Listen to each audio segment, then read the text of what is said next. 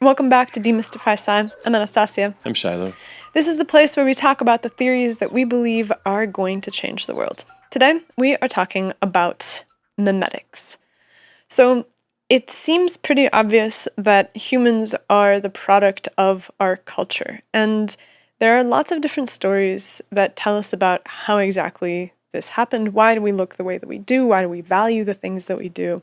And it is impossible to have this conversation without dealing with the religions of the book, because like them or hate them, they have been a huge piece of the human story for the last few thousand years. And so for a conversation about the mimetic influence of Christianity for the last few thousand years, we have with us one of the friends of the podcast, Kehlan Morgan, who runs the Formscapes YouTube channel.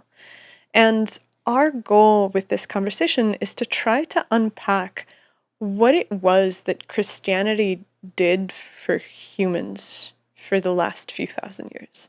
Because I think that it's impossible to look at the way that the world looks today and not realize that there was some super valuable feature in this that powered us through the last 2 millennia. And before you run away because you think Christianity is stupid, the conversation goes far, far deeper, all the way back to the Sumerians. And if we could go further than that, we would, but that's kind of our best written record. So we're tracing the roots of a lot of these mythological narratives up through the present and trying to imagine what the mythology of tomorrow might look like. I actually wrote a brief. So basically, when Kehlan comes, he gives us the broad picture of everything that he's thinking about, and then we spend the rest of the time figuring it out. And so we have Aristotelian analysis of the resurrection, aspiration and guilt, Descartes and the notion of I am, the role of doubt, the priest class as the unit that takes on the burden of belief, the individual as the unit of certainty at the Renaissance, experience, which is the most real, Kantian theology, and the fact that we can't get at reality at all, and we have to let it go, and the antithesis to that is the search for meaning and understanding. And the good news is there is still one reality at the end of the day. Yeah, absolutely. The podcast is an outgrowth of our passions for theories, and we don't want to just be people that sit behind a screen. And so something that we're doing that we're really excited about is we are organizing live in-person meetings. This year's meeting is happening in Portugal, in Sesimbra, and we are gathering together our favorite astrophysicists and cosmologists to talk about the end of the Big Bang. And so if you have some time, if you have the spare cash, I would really recommend that you come out this summer to meet us in Portugal, because it's going to be a really excellent weekend of talks, of connecting with people that share our interests, and trying to change the future of science. Remember, the podcast is entirely supported by listeners like you, which is awesome because it means we work directly for you. There's no middlemen. We don't sell you products. We don't have ads plastered all over this thing. But we need you to consider giving the tiniest donation that you can possibly afford. So check out our page over at patreon.com/demystifysci. If you do join up for just a couple dollars a month, you can come hang out with us face-to-face once a week, and we will chop it up about all of your favorite theories of nature and what you think we should be investigating in the future. You will also get access to early releases, and we are beginning some exclusive content over at Patreon where we debrief on these podcasts as they unfold under our feet in real time. Like, comment, subscribe, share a conversation with one of your friends, tell strangers that you have found this incredible new podcast, leave a review on any of the podcast stores, and that helps us because the name of the game is, at the end of the day, numeric. And so the bigger the channel is, the better the conversations that we can get. And so any amount of help that you can offer us in that endeavor, we deeply appreciate. By the way, Kehlan is going to be joining us to open up our next edition of Paradigm Drift. If you missed the first episode of Paradigm Drift, go back and check it out. I'll link it up here. You, as an audience member, have a chance to come and present your theory, whatever it might be, of how something works in the universe. We'll give you a minute to do it, and then we will unpack it with you in an interview with our guest panelists. It's a real amazing riot of a time, so I hope to see you there. Even if you don't want to present a theory, you can come hang out in the Peanut Gallery. There is a link to get involved in whatever capacity you want down below. For now, on to our conversation with Kehlan Morgan of Formscapes. The scientific revolution starts now. The DemystifySci podcast. Let us see in the dark.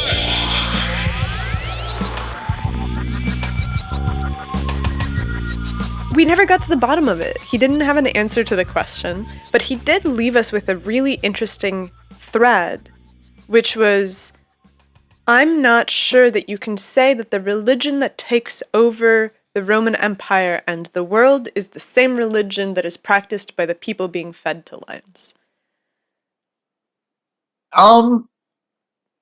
That might be a slightly hyperbolic way of putting it, but generally I think I would agree. Insofar as I think I would put it this way. There was a kind of compromise that had to happen during this very pivotal period of history because, the people getting fed to lions were lunatics, man. Like, these people really believed it. And the problem is, if you have a whole bunch of people, particularly, I don't know, like slaves in your giant evil empire, believing something like that, that's very dangerous. And so when I look to kind of the Romanized forms of Christianity, and of course, eventually we would have that split between East and West. But that to me looks like a kind of compromise that had to be made in order for really the social order of that civilization to preserve itself. Because again, like, if you follow Christianity to the letter, I mean, it's the most like bomb throwing anarchist shit you can imagine, right? Like, give away all your possessions, and I know there's a lot of Christians who would disagree with me. They really like to, look at the text and the things Jesus said and kind of like, he didn't really mean give away all your possessions, blah, blah, blah. But I mean, I think it's quite clear that the Paleo Christians didn't see it that way. They took it very literally. And so, and this is kind of where the story launches off, I think, because there's this pivotal transformative period here where Christianity becomes institutionalized, not as this scattering of weird, disjointed cults, but as like a thing, like the thing that we know of as Christianity today. With the Roman Church and Constantinople and all that stuff. And there's compromises that also happen at the level of theology and metaphysics. And this is where things get really interesting, I believe. So probably the most significant philosopher for medieval Christianity was Aristotle, right? And the way that, let's say, Roman Christianity came to navigate this, they came to interpret Christianity through this lens of Aristotelian metaphysics, and it allowed for this kind of harmony, as it were, between like the traditional Neoplatonic Aristotelian tradition of Western philosophy and this new outrageous thing that seemed to be poised to tear the world asunder. But it was an uneasy compromise in a lot of ways, and in particular here, the one of the main differences we could look to between Christianity and these other forms of like Neoplatonic mysticism is that the fundamental conviction of Christianity is not about some kind of abstract philosophical concept. Like, if you're a Neoplatonist and you want to believe in like the monad of Plotinus or the Platonic form of the good, you can convince yourself of that literally just sitting with your eyes closed in your basement. Like, you don't have to witness anything for that to be true. But in order to really believe in Christianity, that demands something far, far more radical. The death and resurrection of Christ is evidence of something that could never be an abstract concept, because what it's supposed to evidence really is that the will that underlies reality itself cares not just about love in this abstract sense or some kind of, cosmic harmony or whatever, but it actually cares about you personally. If you allow for this letting go, this radical vulnerability that Christianity demands of us, then you're not going to be allowed to just drown, because the world actually cares about you as an individual person. And that's something that's much harder to establish through this like pure philosophical reason that we see in these other forms of mysticism. And so that whole thing really came to hinge upon the idea that the death and resurrection of Christ actually happened, that was an actual historical event which actually occurred. But then you have a problem there, which is that like even by the time of the kind of medieval Aristotelian Roman institutionalization of Christianity, all the people who saw that happen had been dead for centuries already. And it creates this problem of, let's say, a problematization of belief and doubt that you don't really see in other religions, because that belief in something that actually happened becomes so absolutely central. And then there's this other kind of axis there, which is, you could say it's like the axis of aspiration and guilt. Because what happens here is that most people can't really believe that. They can go to church, they can say they believe it, they can, go through the motions, but to really let go in the way that Christianity seems to be demanding is something that most people just are not willing to do. And I mean, it's perfectly understandable. Like, I don't want to get eaten by lions, And so what you end up with this kind of medieval compromise then is this thing where you have a clerical class, which is doing something that I don't think a clerical class has ever done before. The clergy has always been in every religion. It's always been this kind of mediator between the human and the divine in some sense. But in Christianity, it's doing this extra labor in the sense that it's like the ascetic priesthood is kind of believing for the peasantry, believing for the nobility, because it's like, then you can look at that and you can be like, well, hey, at least somebody's doing it. At least somebody's being celibate and, refusing to eat meat and like going through what looks like complete, total commitment.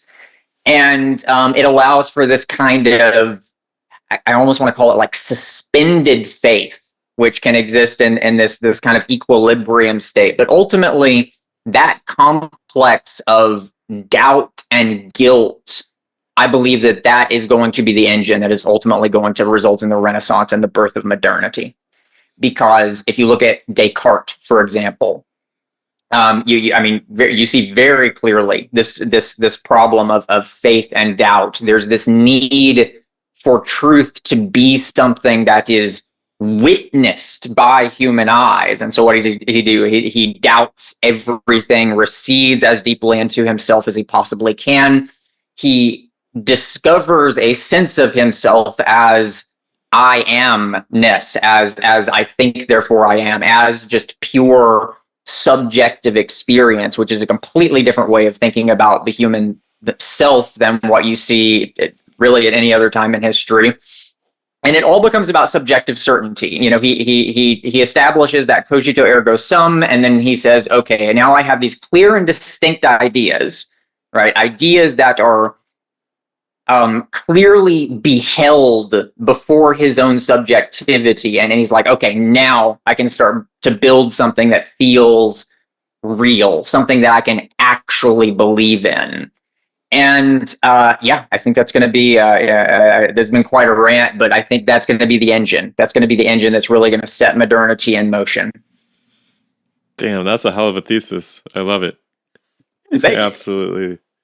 I love it. So, Nastia, do you I want have an angle? so many things to say, but I have written all of them down, so I'm prepared to cede the floor, Shiloh. I mean, I'm really, really interested in a timely sense in the idea of institutional trust and how how much that's been eroded in recent times as far as our own systems of democracy and our own institutional academic pursuits of understanding the natural world. And what's fascinating to me is that the way that you framed this transformation, the rebellion against this centralized institutional faith leads to an actual explosion of a new kind of faith, not just a complete distrust in everything that there is, which is often what people will talk about in modern times. Like, oh, we're losing trust in everything. Like, basically, it's the end of the world.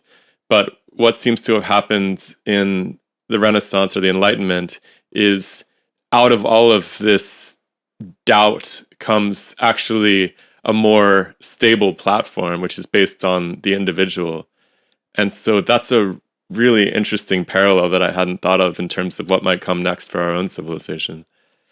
Yeah, and I don't want to drag us too far off course, but let me see if I can thread this together real quick. So yeah, you have this thing where it's like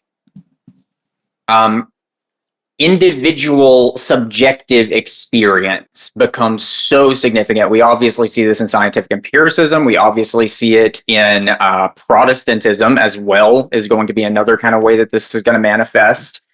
And there's this kind of underlying presumption there that that which is beheld, that which is experienced, is most fully real, which is completely antithetical to the kind of Platonic Aristotelian way of conceptualizing things. And so, yes, that's going to be kind of the stable foundation for modernity, but then it starts to break down in the late 18th century, right? Because then you get Kant. You get this thing where we begin to think that we can't access any kind of truly objective reality beyond our own subjective experience. So within Kantian terms, it's like excuse me. Within Kantian terms, it's like we have access to this phenomenological horizon, but we don't have access to the thing in itself, the noumenon.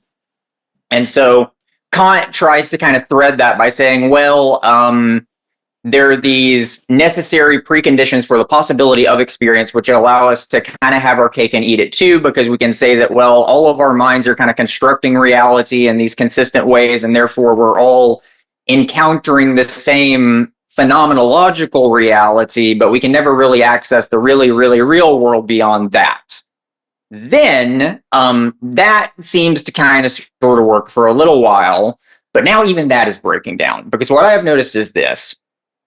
I very commonly I see this a lot in modern scientific discourse, especially in physics, but in neuroscience too. This idea that because our minds and conceptual faculties, sensory faculties have been designed in this completely haphazard way by biological evolution, that basically we're designed to only have truth insofar as it facilitates survival and reproduction, and therefore we can never really get at reality at all, because even that kind of consistency that Kant was looking at, where like there are these necessary preconditions for human consciousness to be what it is, we've let go of even our belief in the capacity for something like that to ground us, and then it just becomes this abyss of like, we're just kind of here, man. Like, but that kind of characterizes this moment in modernity so much too. It's almost like the post-truth universe. Like, well, I don't know what facts are real, so why even bother? You know. This conversation to this point makes me want to like go run a lap around the block before sitting down. It combines so many things that we've been thinking about and stewing on, and you've literally just run down the entire list to the point that yesterday I published a short excerpt from one of our conversations about simulation theory, which I think it was like analytic idealism is a bankrupt philosophy or something. Basically, Anastasia just killed off half of our audience. People are unsubscribing in droves. They're like, come on, guys, let's go. These people are bad. You guys suck. You need to have some ego death, you hippies. And I'm just like, no. I think that this is actually a deeply corrosive philosophy that is trying to undo the entire blossoming of the Enlightenment. Preach. Yeah, there we go. Okay. This is what I mean. Y'all. I just want to like run around the house. There's like 10 people left in the room now, I think. But okay, I think that this is fantastic because I think that this is the anchor point. Something wicked this way comes, and it is dressed in the robes of nothing can be known. The only thing that we have is thoughts. We'll never get at base reality. And perceptions, not just thoughts, too. Yeah, it's like there's this whole thing about like consciousness being a thing, and people have mixed up like what is physical object versus what is an idea, and they're trying to like stick them in places where they don't belong. And it's fascinating to drag this all the way back to Christianity and the birth of Christianity.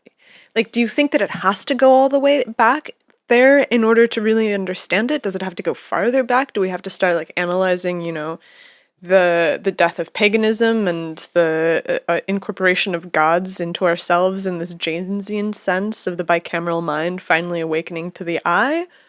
Or is it reasonable to place the margins at the birth and dominance of Christianity? I think that all of that is extremely relevant, and I don't think you can get the full, clear picture. And yes, I think that the bicameral mind is a part of the story too. So we could definitely talk about that. Let's, you know what? Let me just say the most woo-woo thing ever, and then we'll go from there. I think that in the story of Christ, like the life of the dude Jesus of Nazareth, you have the spookiest thing imaginable. It's kind of like if you if something happened to you in real life and it was just like the most bizarre thing ever, and then you go and you're like randomly flipping through journal entries that you wrote like 10 years ago, and you find a description of a dream that is like point for point exactly what happened. That's the kind of surrealness I feel looking at the story of Christ, because what's so bizarre about it is that it seems to take us through step by step this process of transformation of the human ego that I think we see happening in like hyper slow motion at a collective level for the entire 2,000 years since the advent of Christianity. Because, and man, I don't want to drag us too far off the rails here, but let's see. Let's go. That story. No, you know what I do? I want to drag as far off the rails. Let's back up a little bit. So you have this story of the flood myth repeatedly throughout different cultures that refers to something. It refers to some kind of traumatic event, it seems, in human history where there was this, I believe, some kind of a radical break. And when we look to like the Neolithic Revolution, for example, we see, all this cool stuff. Like all of a sudden there's written language and culture and permanent settlements and city walls and agriculture and stuff like that. And then we start looking at people's bones, and it turns out that all of that was an absolutely horrific idea. We were way more unhealthy. Our tooth decay was worse. We got shorter. Our lifespans decreased. I mean, like literally everything about agricultural life is just worse than hunter-gatherer lifestyles. And so this idea that the agricultural revolution was some kind of brilliant moment of ingenuity and progress is clear. I don't think that's what's going on here. I think that clearly this was, for whatever reason, an act of desperation. And significantly, I think what this does here is it creates this, quite literally, a kind of birth trauma. And so now let's look at it from a mythical angle. You start to see all these myths pop up following the Neolithic, where you have like the sky father of this celestial realm of ultimate idealness and perfection above us, and then there's the darkness below us, this realm of unformed chaos and all that. And so one really great example of this is the Sumerian Enuma Elish, where basically the story, to make it very simple, is you have this undifferentiated oneness that splits into a kind of celestial world and an abyssal world below it.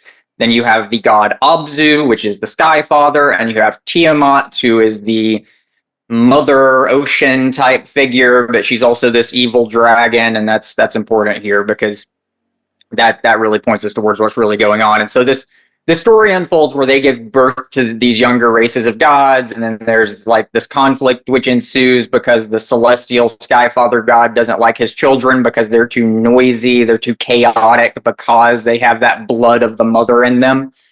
And it creates this conflict thing that happens, and then there's this like culture hero god Marduk who comes into play, and he's kind of like Jupiter, he's kind of like Zeus basically, and he resolves this situation by killing Tiamat, the mother goddess of the saltwater oceans, with a fishing net and a spear. And that it points to a lot. First of all, the spear is obviously a phallic symbol, but the fishing net too is representative of the way that humanity is coming to see our relationship to nature as this kind of primal chaos that we have to subdue by constricting it, by imposing order upon it. And within the fishing net in particular, there's a lot of symbology in there, right? Because that lattice of the fishing net is also the lattice of the stars, right?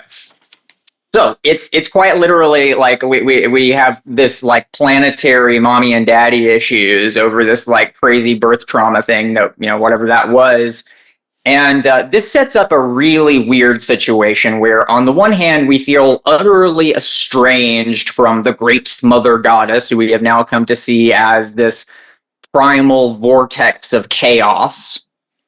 And this is something we see throughout many mythologies. We see it within the Titanomachy within Greek mythology, the Titans versus the Olympians. We see it in the Celtic mythology with the Fomorians and the Tatha Dei. You see this pretty consistently. You'll have these gods that are representative of this higher world, and these other gods that are representative of a more primal nature that have to battle it out, and the celestial gods have to win so that the world can be safe for human habitation. It's worth noting too that occurs in completely detached not civilizations, but cultures as well. Like Mesoamerica essentially has a similar story, which is remarkable because it's either a really, really old story or everybody converges on this same mythological frame for reality. Yeah, and I think that really does point to some kind of event occurring, and I don't really have a good idea of what that was. There's so many theories floating around, like the Taurid comet stream or a coronal mass ejection event. I don't know. Something happened. That's the only thing I'll plant my flag on. But anyway, well, can I just say, like, the most conservative statement might be that the ocean levels have risen 300 feet in the past, over the course of several thousand years after the last glaciation, let's say around 12,000 BC, the ocean levels rose 300 feet. And if you think about raising the ocean levels 300 feet right now, if we were to do that, you would basically bury all of the biggest cities on Earth.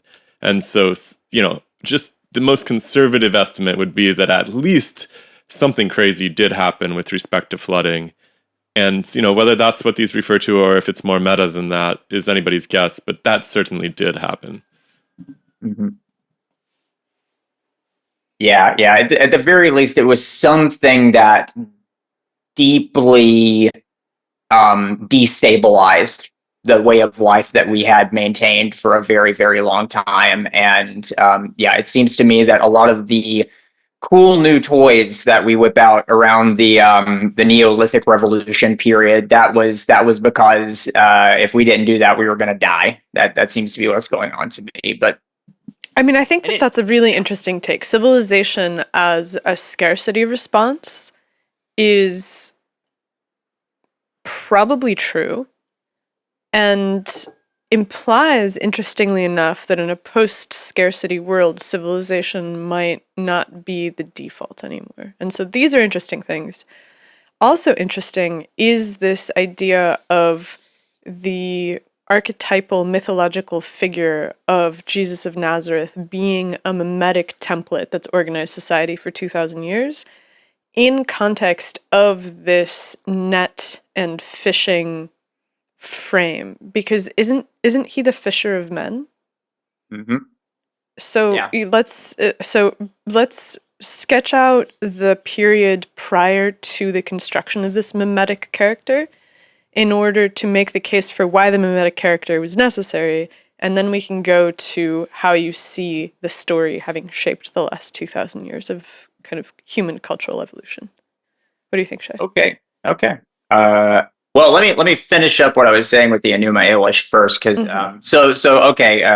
traumatic stuff. We have mommy issues because we're seeing nature as this primal thing, but we also have daddy issues, because here's what happens. Here is this: we end up conceptualizing the Sky Father as literally like the ultimate ideal, the ideal of all ideals. And in fact, if you look at Neoplatonic philosophy in particular, and Aristotelian philosophy, that's essentially how God is defined. That the Father God is seen to be, you could think of it as like the form of unity. But you could also say it's like the form of forms, the form of formedness, because really any kind of form is going to be a way in which a multiplicity is becoming a unity, right? And so it's this like meta ideal. But then what happens here is that ideal becomes a kind of impossible ideal. In a way, it definitely implies this kind of teleology to the universe. Like if we're looking at this in a cosmological way, then you could be like, okay, so that ultimate ideal is the unmoved mover in Aristotle, right? And so that's the thing that the universe is moving towards, that it's trying to realize. And so you could then say, okay, well, then what we should do, the thing to save us from our fallen state within this chaotic, dangerous world, is to emulate that ideal, which is very much what you see in human psychology as well. The father in particular is very often, especially absent fathers, tend to be over-idealized in this way, in a way that's really impossible to live up to. And so then let's fast forward a little bit to Jesus, okay? Because what we see here is that in the initial first part of the story, prior to the crucifixion, it seems like Mr. Jesus is doing the thing. He's like the one person who's actually walking the walk and like fully bringing him into accordance with a seemingly impossible ideal, right? He's fully relinquished himself, let's say, fully transformed himself into something that can actually conform to that hyper ideal. And yet, when all's said and done, when he's on the cross, you still have this really mysterious moment there, which is, Father, why hast thou forsaken me? And that right there, I think, points to something very deep and very, very strange that's going on here, because as I see it, that attempt to shape ourselves into something in order to accord with that Sky Father archetype, in order to save us, what we see in the story is that, in a sense, it ultimately fails. Jesus is still there, naked and dirty and bloody on the cross. He's dying. He's looking up, and where is the Father? And the answer, strangely, is that he's on the cross. And so what does that mean? It's very bizarre. But what it points to put it in very simple terms, so I'm not talking for like 3 hours, is that this ideal that we've rendered in this absolutely impossible way, it's actually not impossible, because in some sense it's inside of us. In some sense, it's actually the core of our consciousness, of our subjectivity. Okay? And so then let's recall again what I was talking about before, with the way that this breakdown of Aristotelian medieval Christendom, ironically, corresponded with this opening up, this awakening of human consciousness to itself as an inner subjective space of experience. right? And so what I'm getting at here, I know I'm being a bit cryptic, but what I'm saying is effectively this. Europe, or really just Christianity as a whole, maybe planetary civilization as a whole, in our coming to that awareness of ourselves as this kind of inner space, we're going through this motion that was kind of forecasted within the story of Christ. Because it's through that you see really the entire story of modernity. All of modern philosophy has been grappling with these problems that come up as we begin to think of ourselves as subjectivity, as such, as this inner world of selfhood that's delineated from an external world. So we definitely see this in Descartes and Kant, etc. And so the question then becomes, okay, so what's that then pointing towards? What's the resurrection here? When we're able to really become aware of ourselves in that sense, what does that open up? Where's the salvation in that, in other words?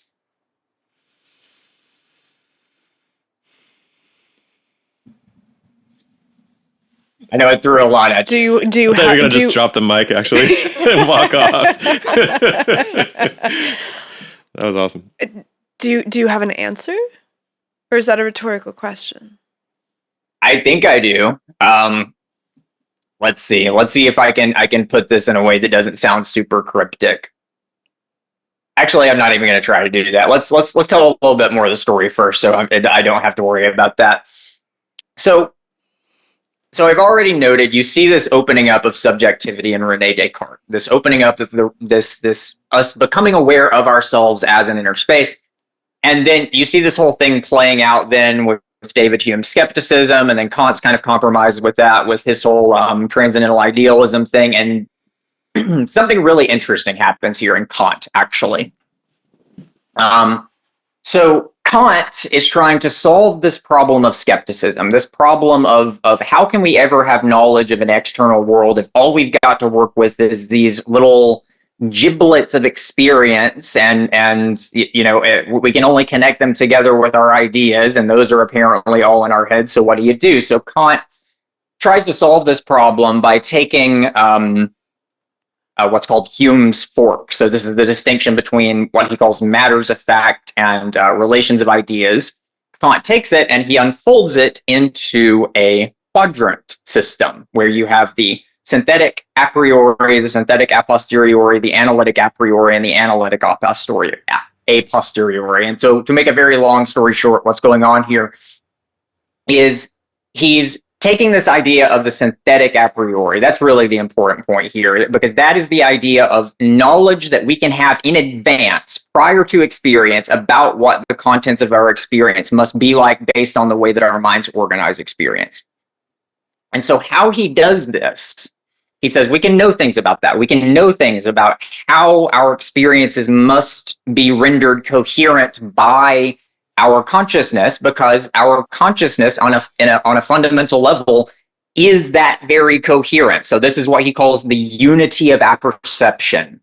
So this is the idea that, if you look at your consciousness, your experiences, whatever they happen to be of the world, your memories, your thoughts, whatever it is, one thing that you can say for certain about all that is it all seems to be happening inside of an I, inside of a you, that there's this field of awareness, as it were, that somehow makes it so that all of your experiences are happening to the same person. So what Kant's going to say here is something like this. There's a demand for unity and coherence of experience here, precisely because our own I-ness, our own unity of apperception, is itself fundamentally unity. Okay? And then Fichte is, so I don't know if you guys are familiar with him, but Fichte was a usually overlooked German idealist philosopher. He was a contemporary of Kant, but he kind of followed in Kant's footsteps. And he really bears down on this idea of the unity of apperception. He starts really developing, for the first time, an explicit philosophy of subjectivity, where he's actually going to be laying the groundwork for Hegel in a sense by actually looking at the entire history of the world as this gradual awakening of subjectivity to itself. Okay. And so what he's going to say is really crucial here. He says that I amness, that unity of apperception thing that Kant's talking about, this whole subjectivity thing that seems to be such a big deal for some reason, it is nothing other than self-conceptualization. It kind of bootstraps itself into existence because it is its own self-positing. That's the way he puts it. That our feeling of being an I, our feeling of being a subject within an objective world, simply is that conjecture, almost you could say, of I amness. That positing that is a kind of conceptual feeling, and that it's almost like a singularity out of which everything else is encompassed. Okay, so it's basically, just to clarify, it's basically saying that instead of everything coming from the I, it's that the I is instrumental in order to be able to interface with everything. Like, it's not like the I is the thing that is creating the universe, which I think is the implication of the Kantian perspective. No, I think that's what Fichte and Hegel are both going to say, that they are going to come to this conclusion that little knot of self-conceptualization, like that's the spark of the divine that's going to create the universe, actually. Yeah, so they are going that way with it. Yeah. Interesting. And so how is this distinct from Kant then? Kant's not going to be cosmological about it in that way. He's not going to say anything about like where the universe came from or anything like that. He's much more conservative in a sense, that he's not wanting to step beyond what he feels he can say with certainty. In fact, that's really his main concern, is kind of delineating like, okay, this is the stuff that we can rationally talk about, and all this stuff over here, religion can have that. Fichte and Schelling and Hegel, his successors, are going to be like, nah, screw that. We're just going to do all of it. And they end up coming up with some very interesting stuff here. And so let's zero in on this a little bit, because that's a very strong statement that is ultimately going to be made here. That this I amness is somehow, it's not just a thing that human beings are doing because of the way that we're put together as beings that can conceptualize, but rather it's actually this underlying thing which is actually fundamental to the universe itself. So let's look back at what I was talking about a minute ago, which is this traditional kind of, let's look at Neoplatonism specifically, because Neoplatonism is a really good illustration of what's really a much more general theme. You've got this idea of the monad, or the father god, or whatever you want to call that, the unmoved mover. And like I was saying, it is this ultimate ideal of formedness. It is the form of formedness. And remember what I said about that for anything to be informed, there is an achievement of unity from multiplicity. And so this then becomes a theological proposition here, that in the self-positing of human subjectivity, our conceptual feeling of ourself as an I is actually a microcosmic enactment of really that fundamental form, which is the kernel of the universe itself. Okay, and so you can look at some specific things like within like biblical texts and whatnot that actually seem to point towards this. So, for example, in the story of Moses. Moses goes to the burning bush, right? And it's giving him these orders, and he asks, what is your name? Because at this point, it's not yet revealed, what deity this is. And the God speaking through the burning bush says, "I am the I am," or "I am that I am." The grammar is a little iffy here, and so there's some wiggle room for how we interpret it. But there's all kinds of interpretations of this, but immediately following that, there's a next part where Moses says, okay, so which Elohim should I tell the Hebrews sent me to them? And so it's clearly like he's like, I don't feel like you really answered the question. And the bush says, tell them I am sent you. Eya is the word in Hebrew. That's kind of spooky, isn't it? So yeah, like let's. I need to stop talking. That's so Janesian. I didn't know that at all. Have you heard that before? All right, that's completely fascinating.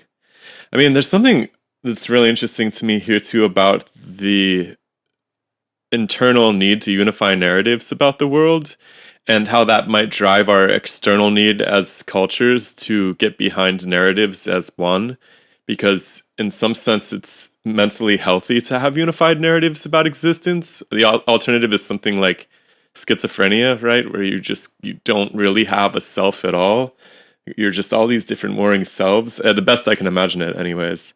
And a really schizophrenic culture wouldn't be able to bind itself together either. I'm trying to think of this in context of like pre-agricultural civilization and then post-agricultural civilization, because it seems like if the idea of the I am is in the foundational myth of the first civilizations, that's a little bit weird, right? Because you would imagine that you would want to efface the I am to some degree in order to get people to work together for the civilizational project of you're going to be in the army, you're going to grow the food, you're going to be the priests, you're going to be the servants, slaves, whatever, right? So yes, and that's an interesting transition, because I think that what Shiloh's pointing to about the need to unify a kind of a diverse and nearly schizophrenic variety of worldviews is at play here, but it's at play in a weird way. It's at play today too, which is really interesting. Like there's just this axis of certainty versus doubt in the universe. And it seems very strong culturally as well, which is kind of what I was trying to open up with. And it's very half-baked, and I'm sorry for that. But I've been kind of imagining people in general on this axis of certainty, on this axis of, battery in the matrix, certain about reality, to completely paranoid Alex Jones sleeping under a bridge, skepticism about reality. And I feel like if you find yourself too deep into either one of those, it's not ideal. And it perhaps as a culture too deep into either one of those, where one is kind of like very unifying, we are blah, blah, blah. And the other one is kind of like they're doing this, they're the they, the they is responsible for everything. And it's very disunifying. But there's like some happy medium that's struck at high points in civilizations. And I don't know if we can function if we're too far off the scale in either direction. Yeah, and I'm like, I think that this idea of I tell them that I am sent you is somehow key for understanding this, because in some ways the super paranoid, I can't believe anything that I haven't seen with my own two eyes, and everyone is lying, and it is only my sensorium that can deliver true insight, is the logical extent of the I am. It's the becoming the God that is the one that defines the reality.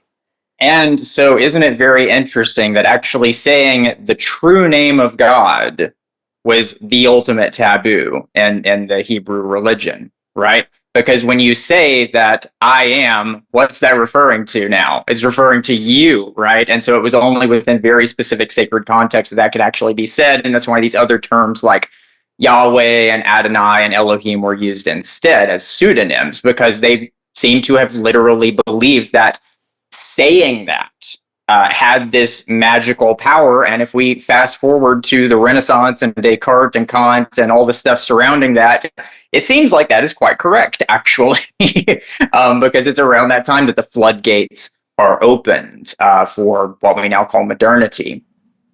Okay, so question, how does the floodgate take so long to open? Because I want to get us to apply this to the modern day. Like Shiloh and I are always on two different poles of this, where I'm like, hold on, let's understand the history. And Shiloh's like, no, let's understand. No, I want to go back further, actually. Okay, to where? So I feel like there was a little piece of the story that didn't get followed up on through the Christian tradition, which is Marduk, slayer of Tiamat. So I think that it's not insignificant that the Babylonian rulers all take on the name of Marduk. And I'm wondering if you think there's a thread, like we talked about the Sky Father God, but is there a thread with Marduk up to the embodiment in Jesus and this personal mantle that one takes on? Have you thought about anything like that? Like, how does Marduk make his way into the present? Oh man, that to really answer that, we would have to look at like the genealogy of how Sumerian and Babylonian religion evolved over time and may have contributed itself into Christianity. I can give a vague answer to that, which is that if you're looking at Marduk as kind of like the son of God in a way, then you could see Christ as, and I think this is quite correct, that Christ is effectively a kind of parody of that notion of a cultural hero, or not a parody really, but an inversion of this notion of like imperial, coercive, patriarchal power, right? You know, this is something else that's very important. I think is the way that so, for example, Caesar, the Roman emperors, definitely saw themselves as something kind of like Marduk. They saw them as themselves as the children of Jupiter, who was their equivalent of like Abzu, right? And consistently throughout the story of Christ, you have this disavowal, as it were, of that Roman spirit. It's almost like the Christic spirit is defining itself in contrast to the Roman one. And in fact, if you think about, there's that one scene where there's the man and he's possessed, and so Jesus does the exorcism thing or whatever, and the demon says, "I am Legion." Right? That in itself, it seems to be saying that, you know, there's quite literally this kind of demonic force that has come about, which is animating these great titanic empires like the Roman and the Babylonian and the Achaemenid Empire and things like that, and that the Christian spirit is trying to define itself in contrast to that. And so there's something really interesting going on here, yeah, because we can see that you have that thread connecting it all the way back to this initial birth trauma, as I keep calling it, and this kind of very ambivalent double bind relationship we have to really just the world itself. And so, I mean, you asked a minute ago, like, why did it take so long for us to kind of wake up to ourselves as subjectivity, as such, as I amness? And I think a big part of that was really just because of what you said. It's dangerous. It's extremely dangerous to have people thinking that way if you're trying to structure a cohesive society. If we look at Socrates, for example, like Socrates is going around asking people weird questions, trying to get them to think for themselves. You know, he says, "Oh, even a slave can learn geometry if they just talk to me, right?" And the Athenians sentenced him to death because they saw that as extremely dangerous. And it's absolutely dangerous for people to be thinking for themselves if you're, you know, one of these patriarchal rulers of these traditional societies where you want people to just go through the damn motions and do their jobs and whatnot. Be a good battery in the matrix. Yeah. But the schizophrenia thing too, that you mentioned, that I think that's really, really interesting here as well, because do you guys know who Gregory Bateson was? No? Is he the mathematician? Yeah. So he was all kinds of things. He was I think he was an early like neuroscientist as well. But anyway, what was I going to say? Oh, the double bind thing. So he actually had a theory of schizophrenia. Of where it comes from, that I think is really interesting, and it's actually been rather influential, I believe, within psychoanalytic theory and psychiatry.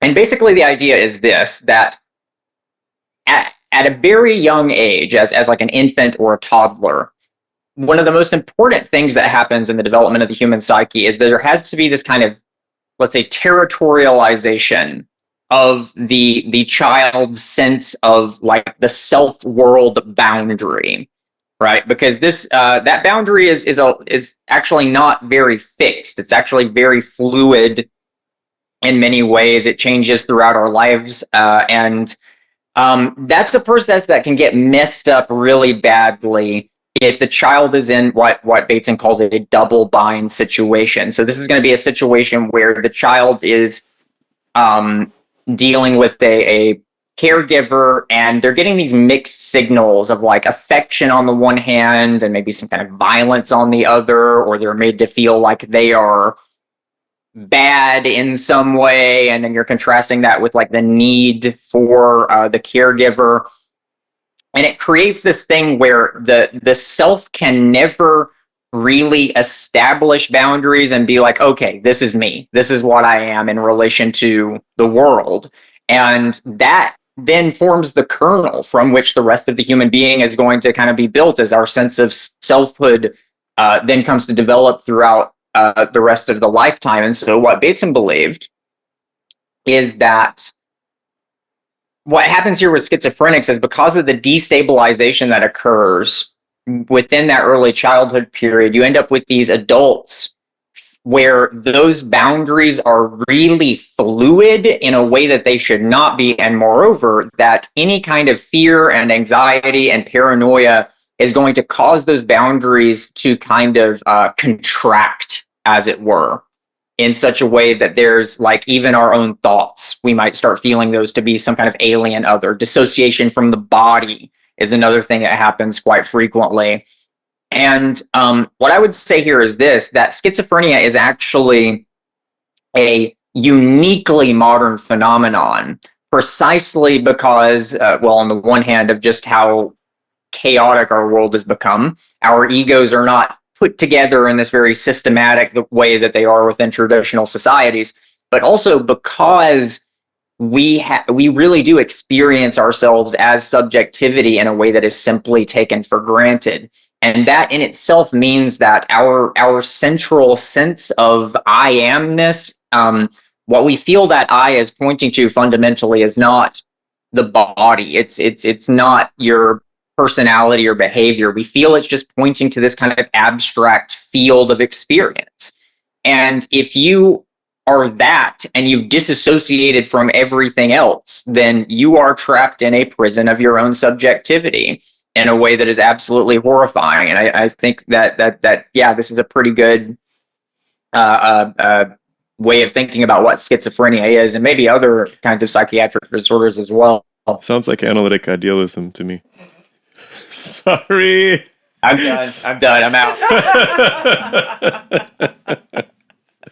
We just lost like all of our subscribers. Before we like completely ditch Marduk, though, there's one other thing that drives me crazy about it, which is I imagine in some sense there's something really profitable about holding your leaders to the title of, you know, supreme slayer of evil, and like this kind of like the modern equivalent would be like, instead of saying like President Trump, you would say Jesus Trump or something like that. You know, you like hold them to this unbelievably high moral standard in some sense. And I wonder if we can get by without something like that that's totemic, because it seems like we've completely abandoned the idea that politicians should be good people. Like we're like, well, crap, let's pick let's pick the better of these two crap politicians, you know, increasingly with these bipartisan elections.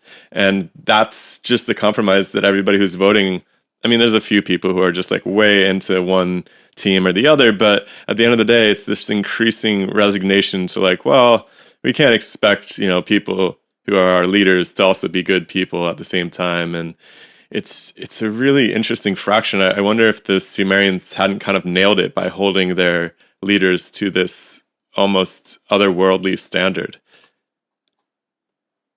Well, I mean that's definitely the case. We've definitely created a world in which there's been this disconnection between our ideals of what human beings should be and socio-political power. We've created a world in which socio-political power is it rewards opportunism. It rewards being a bad person. It you know, if you can cheat and steal and lie and get away with it, then you know you're more likely to make it to the top. That's just how it is. Whereas, you know, and that's because of the way that our society is expected to kind of function like a machine of money. And so it's the logic of the money which then determines who gets to the top or who's on the bottom. And the money doesn't necessarily give a damn about what we think constitutes a good person. Whereas you do seem to see something that is in a sense a lot more human in these, ancient civilizations like Babylonian civilization, where there was this expectation that the ruler should be the closest approximation possible of the ideal, good father, essentially. And it raises a really big question, though, which is something like this. Well, first of all, I should say I don't think it's necessarily possible for us to just rewind. In fact, let me make a stronger statement. I do not think it is at all possible for us to just reconstruct civilization in a way that looks like ancient Babylon. Because we're just not the same kind of organisms anymore. We would we're just not collectivistic in the same way that I think is kind of necessary for that.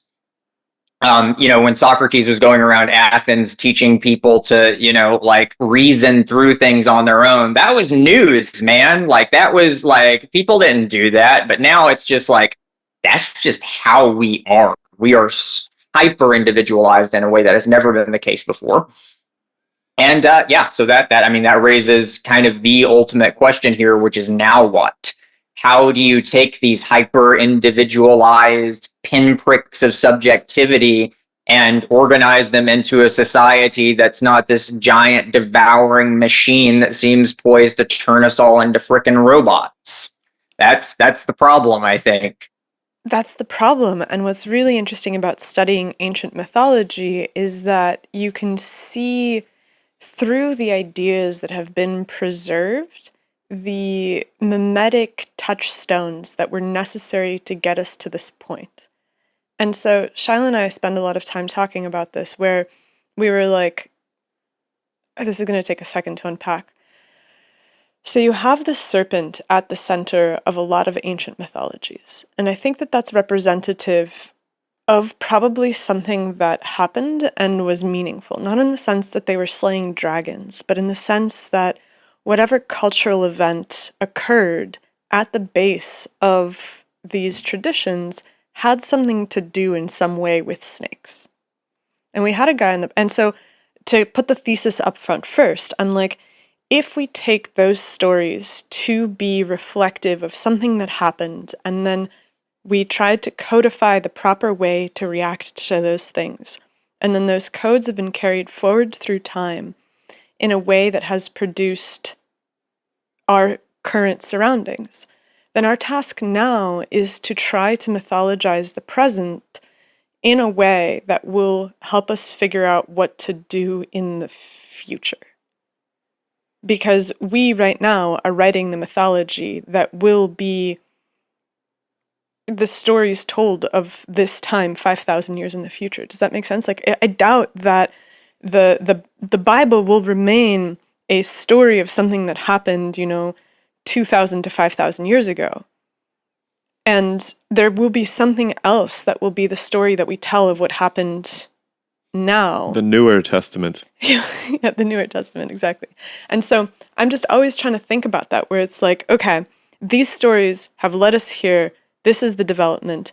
What are the elements, the mythological pieces that begin to carve out the story that we are telling of what comes next?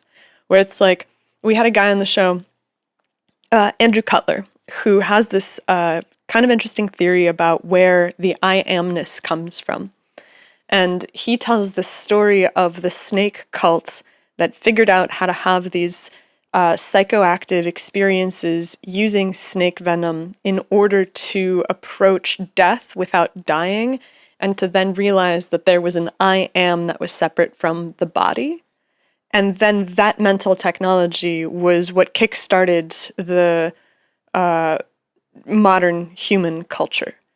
And then this group went around the world and brought You left the women out of it, which I think is the best part of the story. Yeah, he's basically like, it was women that figured this out, and then that's why the woman is kind of slayed with the dragon through all of these cultures that become very patriarchal. And after we got off the phone with him, Shiloh was like, it's really interesting. The snake does figure in all of these stories, but it's the defeat of the snake. It is the slaying of the snake that is the foundational mythos of most places. It's not the embrace of the snake. And so I'm like, okay, well, what is the thing that is being carried now that needs to be defeated in the same sort of way that provides the grounds for what comes next? Well, I don't know about snake venom cults being used for psychoactive purposes or whatever, but I think there is definitely a connection here between this idea of the ego and the idea of the serpent. That is definitely something we see, and I think that is, like we were talking about before, like why was this awakening? Why did it take so long? I think it could have only happened through Christianity and that weird guilt, doubt, faith complex, because it was seen as, if not demonic, then at the very least something that was a threat. And so if we look to the story of the Garden of Eden and the fall of man, it's the serpent. If you think of the serpent as kind of like the ego or whatever force resulted in our realization of the ego, then the story makes a lot of sense right there, because you have this eating of the fruit and they attain knowledge of good and evil. And I think what that means is actually something like this. to moralize the world, to see a contrast between good and evil, you have to be able to take a concept, an idea, and kind of hold that in your mind as something separate from the world you're experiencing, right? And I think this is like with technology, for example.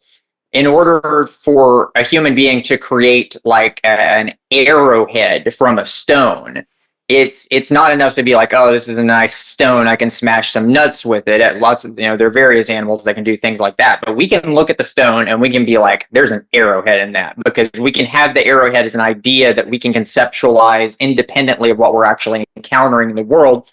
Same thing goes for good and evil, right? The good is the idealized that we can then contrast with the actual, and so then that capacity for conceptualization, then I think that's the awakening of that initial awakening of human subjectivity, because that's what allows us to think, to actually to hold the I, as it were, in our minds as something separate from simply like the boundary between your skin and the air around it, for example, a more rudimentary embodied sense of selfhood that we probably that we would see in like animals, for example. And so, yeah, and that's seen as the fall. That is seen as the great like misfortune that befell us. And yeah, I think that's directly related to this sense of alienation that we feel as a result of experiencing ourselves as these inner worlds that can never, like seemingly at least, never really make contact with that which lies beyond us. And I think it's also directly connected to the sense of alienation from nature that I think we see playing out in that story of Marduk. So, yeah, I mean, it makes sense that people would see that as the big problem to be solved, because that seems to be the source of our existential plight. Do you think that happened one time, or and it spread like wildfire, or do you think that awakening was somehow imposed by changes globally in the environment that led these strange hominids to all of a sudden possess this awareness for the first time? And perhaps, I don't know if you think it's concurrent with or after the eradication of the rest of the hominids, but there's something certainly evolutionarily interesting about that. And I'm curious if you think it was a moment or if you think it was more convergence. It's really hard to say.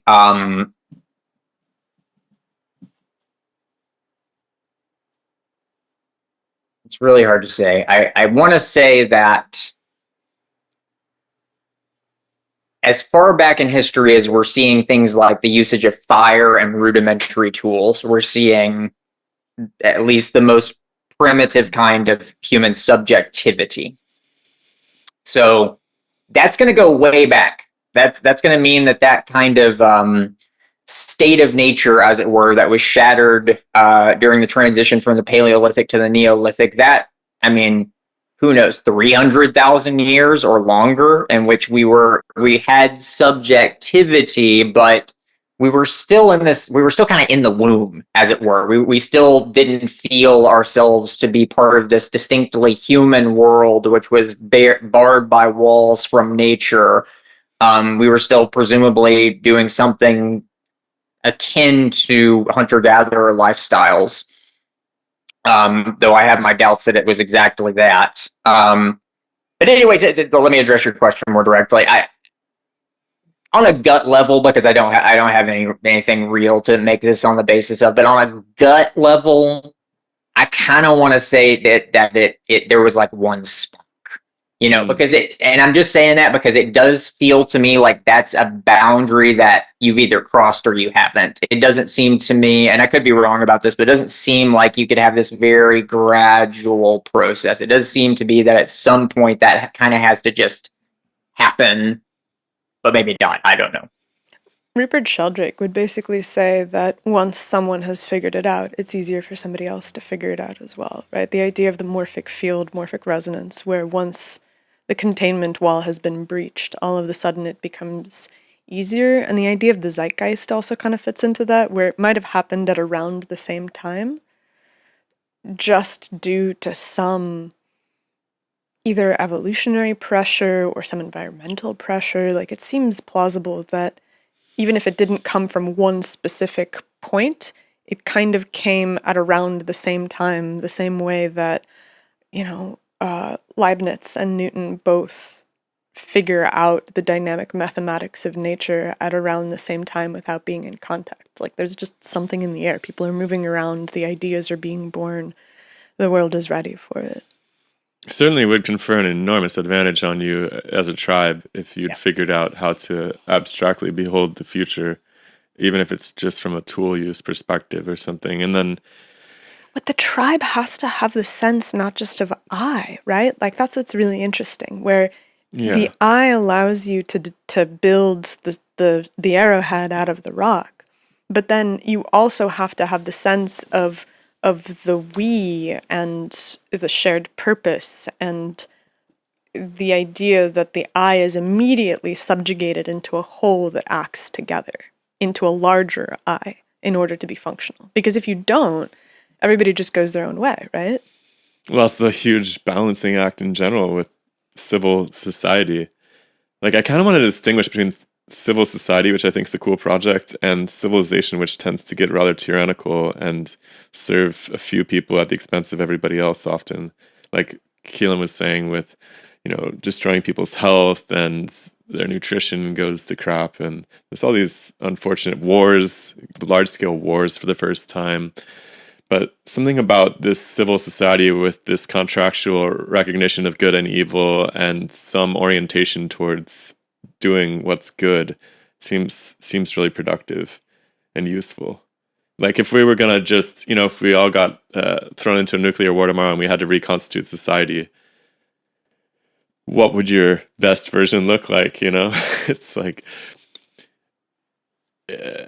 you wouldn't want a place that has zero certainty and is completely chaotic. Like, you want to be able to depend on some shared reality with your neighbors, but you don't want it to be so over the top that you're imposing one perspective at the same time. It's always a balancing act. Well, I also think that so if there's some kind of massive event and the structures that produce society, which I think that civilization is kind of, Shiloh's going to hate this, an emanating field. There are things that are in place that are producing some kind of organizing principle that shapes the way that people interact with the world. Gravity? Gravity, but also in some way the Overton window. It's the frame through which everything is perceived. What are you allowed to think? What are you not allowed to think? And when everybody has a shared frame of what this window is, society actually works really well because everybody kind of agrees, they have the same values, the foundations work for a shared purpose. If you have some kind of gigantic event that just wipes the slate clean, and we lose, like, let's say we go another 100 years into the future and people have kind of stopped remembering things because everything is now inside of the computer. If you need to know something, you query the library and the library tells you. And so you have this collection of kind of disparate pieces of knowledge, but you don't necessarily hold the entire whole in your mind at once because the oracles are no longer people who have learned. Now it is the computer who knows. And so then massive CME, all of the infrastructure gets wiped out. There's nobody left who remembers anything about how society was organized because the machines kept all of that knowledge. I literally think that you cannot reconstruct, you can only reconstruct some kind of cargo cult version of civilization, which then has to iterate for the next 5,000, 10,000 years before you get back to this point, because it is generationally it is a synthesis of the shoulders that you stand on, right? Like we talk about the Babylonian kings all being identified as like Marduk. And I'm like, okay, well, somebody else wrote a different book and they modified the legends slightly on the basis of what the Babylonians believed, and then gave rise to their own city-state with their own beliefs that has now just kind of gradually iterated over time to lead us to where we are today. And so restarting civilization, like you said earlier, is kind of, it's an insane process. You can't just tweak a couple of things and have the outcome be different. It's literally the only way out is through. Pardon the interruption, but I have to ask you for a favor. If you've been watching the podcast for a while and you want to help support what we do over here, come over to patreon.com/DemystifySci and sign up to give us a couple dollars a month. The smallest donation that you can make for us helps enormously. I cannot say that enough. We also really love hanging out with our patrons, and so if you join up, we get to meet with you every single week on Sunday mornings. You get access to exclusive content, and you get to be warmed by the sweet satisfaction of supporting a project that you love. See you there. Okay, so so we're talking about the trajectory here. We're talking about really where this is all headed. And to look at that, I think what we really need to do here is look at like the really basic psychological dynamics we've already touched upon. So we already talked about how like within the early life of like an infant or a toddler, you have this basic establishment of these boundaries between self and world. And I think we can generalize this quite a bit. I think we can say a number of things about the nature of subjectivity just from like its very rudimentary architecture as a self-conceptualization that results in this delineation between internality and externality. Because within that, a number of things happen. One thing that happens is an immense amount of existential anxiety, because the otherness that you're swimming in is something you don't control. Like anything beyond you is something that you don't have full control over, but also there's this kind of darkness within things that are beyond us. Like if I have a chair in my mind as just a pure concept, I can at least kind of feel like I have full control over that concept within my mind. I don't think you actually do, but it can feel that way. Whereas a real chair in the real world, like, is going to have all of this complexity and nuance and like, you know, what's hidden in the couch seats? I don't know, because I'm not God. I don't see everything, right? Like there's this hiddenness, there's this withdrawal of being that goes really deep. And it's not just a matter of what we can't see. It's really fundamental in the sense that no matter how we render or conceptualize or theorize the world, there's always going to be this just inextricable, raw thisness to things, this just immanence that will always kind of slip through our fingers as we try to grasp hold of it. And so anyway, point being is that there's a lot of anxiety there because we're in this world, and we have to kind of assure ourselves that it's not going to eat us, because sometimes it actually is trying to eat us. It's a scary place. It's chaotic. It's confusing. We're just kind of thrown into this, or at least that's what it feels like. That's Heidegger's way of talking about this thrownness as a fundamental aspect of Dasein. And so it also creates an immense sense of loneliness as well that I think goes hand in hand with this. Like we can often feel like, especially like we were talking about schizophrenia, this contraction, this receding into one's own subjectivity, this dissociation that occurs. And I think this is exactly what we see in Descartes too. He's backing up because he's doubting everything, right? That's a kind of dissociative movement that's taking place there. And it shows us that the boundaries of self and world are determined in a lot of ways by that sense of certainty, that sense of security, that sense of what you can trust and what you can't trust. Descartes saying, I'm not going to trust anything. Screw that. I'm just going to recede into that which I do feel like I have certainty about. And what he arrives at is the source of that doubt, that anxiety itself, which is the I am.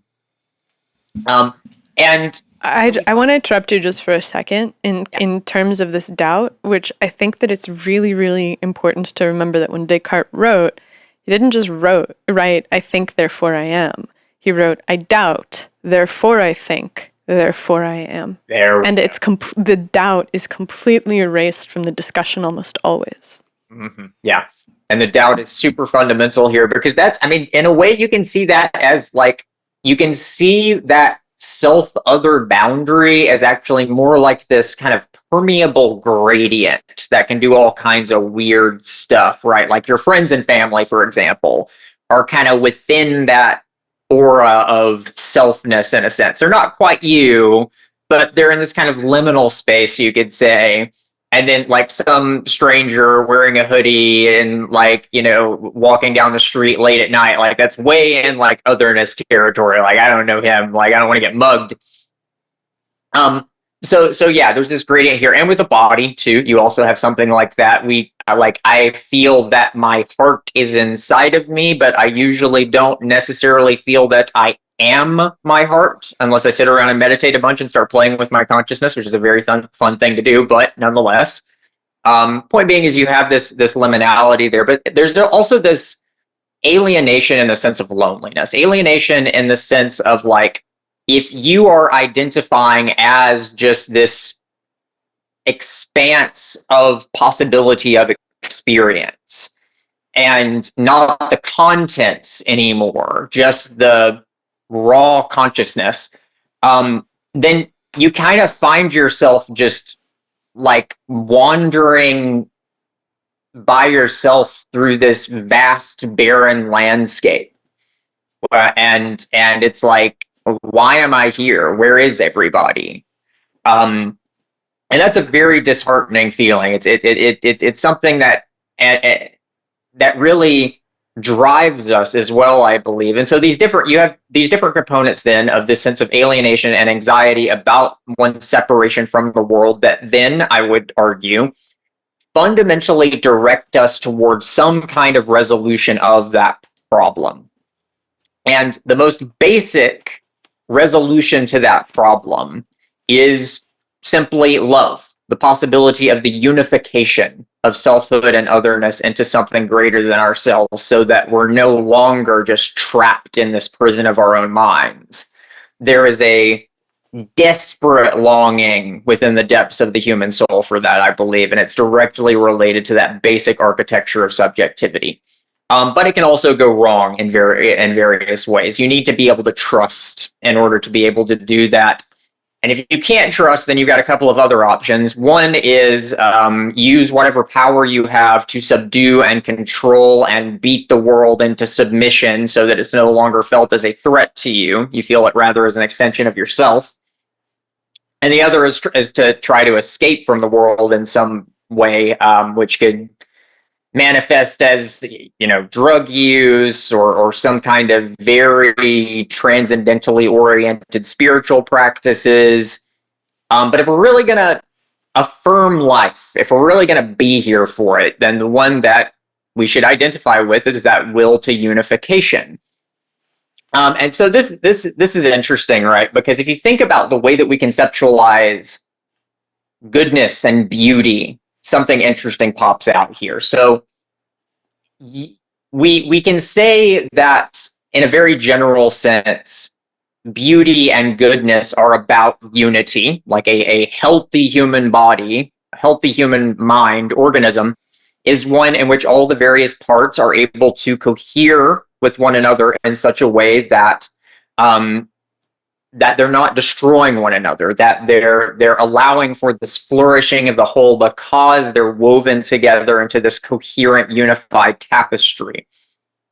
And so you could say that beauty and goodness are in a sense order, but it's not just orderliness either. So if we're looking at like a painting and it's just the color blue, like I'm sure there's somebody, I'm sure there's a postmodernist work that's exactly that, and they're like, it's the deepest thing ever. But I mean, in all seriousness, if you're looking at just a blue canvas, you're going to be like, well, that's unity, that's coherence, but like, who cares? That's just blue, man. Like, there's this longing for complexity, this longing for that unity to be amplified through the incorporation of more difference, more contrast, more diversity. And I think this is exactly what you see in music too. Like, you don't want to just listen to the same note over and over again. You want diversity that is coming together into a coherent whole. And so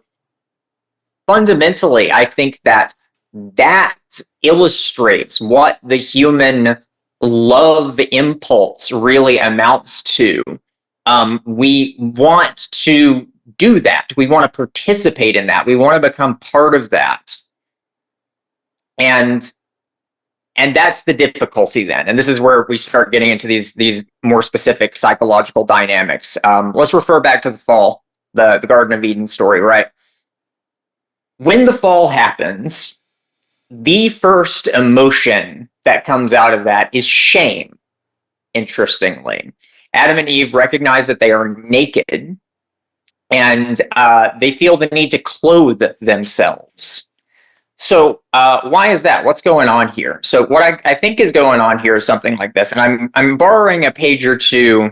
What I'm about to say, I'm borrowing a page or two out of Slavoj Žižek's thoughts about this, and I think he gets quite a bit right about this. He says that our own subjectivity in itself is kind of a void. It's kind of empty. It is kind of just this empty, formless expanse.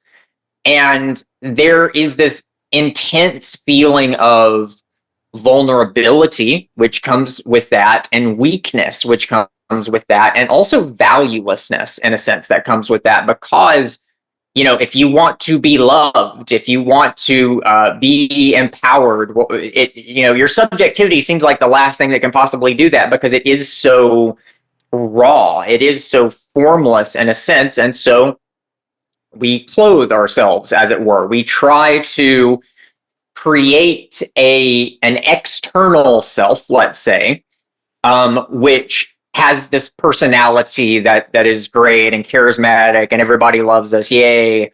You have lots of money. You have lots of achievements. You have this power or prestige or whatever the case may be. And what we end up doing here is we end up trying to create this really a false self, and pretend that when we say I, that is what we're talking about. Because then deferring that sense of selfhood to this constructed thing can allow us to escape from that voidancy, as it were, of our own subjectivity as such. And this is where we start getting into exactly why Christianity is so impossibly demanding, because every step of the way within the development of the human psyche, you have this double relationship where you have trauma and you have, trauma responses, the different ways, strategies we adopt, ways of thinking, ways of behaving, coping mechanisms, all of these different ways that we try to prevent ourselves from getting hurt because we are vulnerable. You don't want to end up dead in a ditch. You don't want to get screwed over by somebody. And especially with things that happen very early on in our development, these can become very deeply ingrained defense mechanisms. And again, love requires trust, and the kind of trust, I think, that is demanded here by the Christian narrative is extremely radical. It requires extreme vulnerability in a way that is almost impossible. So this is kind of what ties this back into one of my initial little rant there about this guilt complex that formed within Christian Europe because of really this inability to fully commit to that, right? But if we then look to the story of Christ, something really interesting happens here, because it seems to me that Jesus, it feels to me, and there's a lot of Christians who are going to take issue with me saying this, but it seems to me that first part of the narrative prior to the crucifixion, you're seeing Jesus trying to live up to that ideal to the highest degree possible. And so in a sense, he's trying to take his external selfhood and shape it into the greatest possible ideal. In a sense, he's actually trying to do the thing that can never really work. And so then he's on the cross. Father, why hast thou forsaken me? Where's this ideal that was supposed to come and save me? But it's in that moment precisely of him being in this state of just being stripped down to nothing, just completely abject, on the verge of death, there's almost nothing left to the man, that the theosis happens, that this ultimate revelation occurs. And I think what is happening here is this. It's in that moment of where we have been just almost completely destroyed by life, in a sense, that we're able to finally let go of these delusional master-slave dialectic style games that we play with each other, and be able to really recognize each other as subjectivity. And it was Hegel, actually, who says that it's really recognition, which is the core of the destiny of Christianity, this ability to actually look at another human being, and instead of trying to make them into this thing, this kind of false other that you need to be false so that it can affirm your false self, rather you can throw all that away, and you can finally have this direct contact between human beings qua human beings, and subjectivity as subjectivity. And that, I think, is what we're being told here, that is what is actually necessary in order for us to get out of this continual cycle of the Roman Empire reincarnating itself every 100 years or so and making our lives perpetually worse as it does so. Well, what's really interesting about the modern era with respect to all of that is that not only are you defining the self as this external entity that you put on these clothes of your achievements and all of that, but it's often literally dumbed down to the point that we'll sell you clothing or an identity that you can just put on without having to have gone through any of that achievement stuff. Just wear a Nike t-shirt and you're part of this winning team all of a sudden. Like it's almost cheapened the experience of having to form this identity through your acts and your deeds. Like, you're right, like Jesus is completely stripped naked on the cross and all of this, but he also has built himself into this incredible person too along the way, and nobody can ever take that away from him at the end of the day as well. And if your identity consists of what color hair you have, or what shoes you wear, or what kind of guitar you play, like that can all just be taken away from you very easily, and you really are left with nothing, and you're really up shit creek without a paddle at that point. And so that's one of the more shallow, scary pieces of the modern landscape that I see, especially this is one of the hardest things to navigate as a kid too, is just understanding like what really makes somebody cool isn't how they dress. Like, it seems so cliche, but it's not that simple. And the commercial society that we inhabit might sell you a different dream, and you got to be really careful about that. And I wonder if what comes next isn't in some sense a reaction against that, or if that's already happened. Yeah, and I think, and social media, of course, has made this problem so much worse, because it's so, especially for like younger people, like the kids growing up today, are like, good luck, guys, like Jesus Christ, because it's like society is telling you, like, you are your profiles. You know what I mean? Like that kind of identification right there is so psychologically dangerous. Like I can't even like I don't even want to think about what the at the most negative end of the spectrum what that's going to look like in a few years, but we'll see, I guess. Well, on some level, I think that there is a natural place to go from there, which is that you are your works. You are your deeds.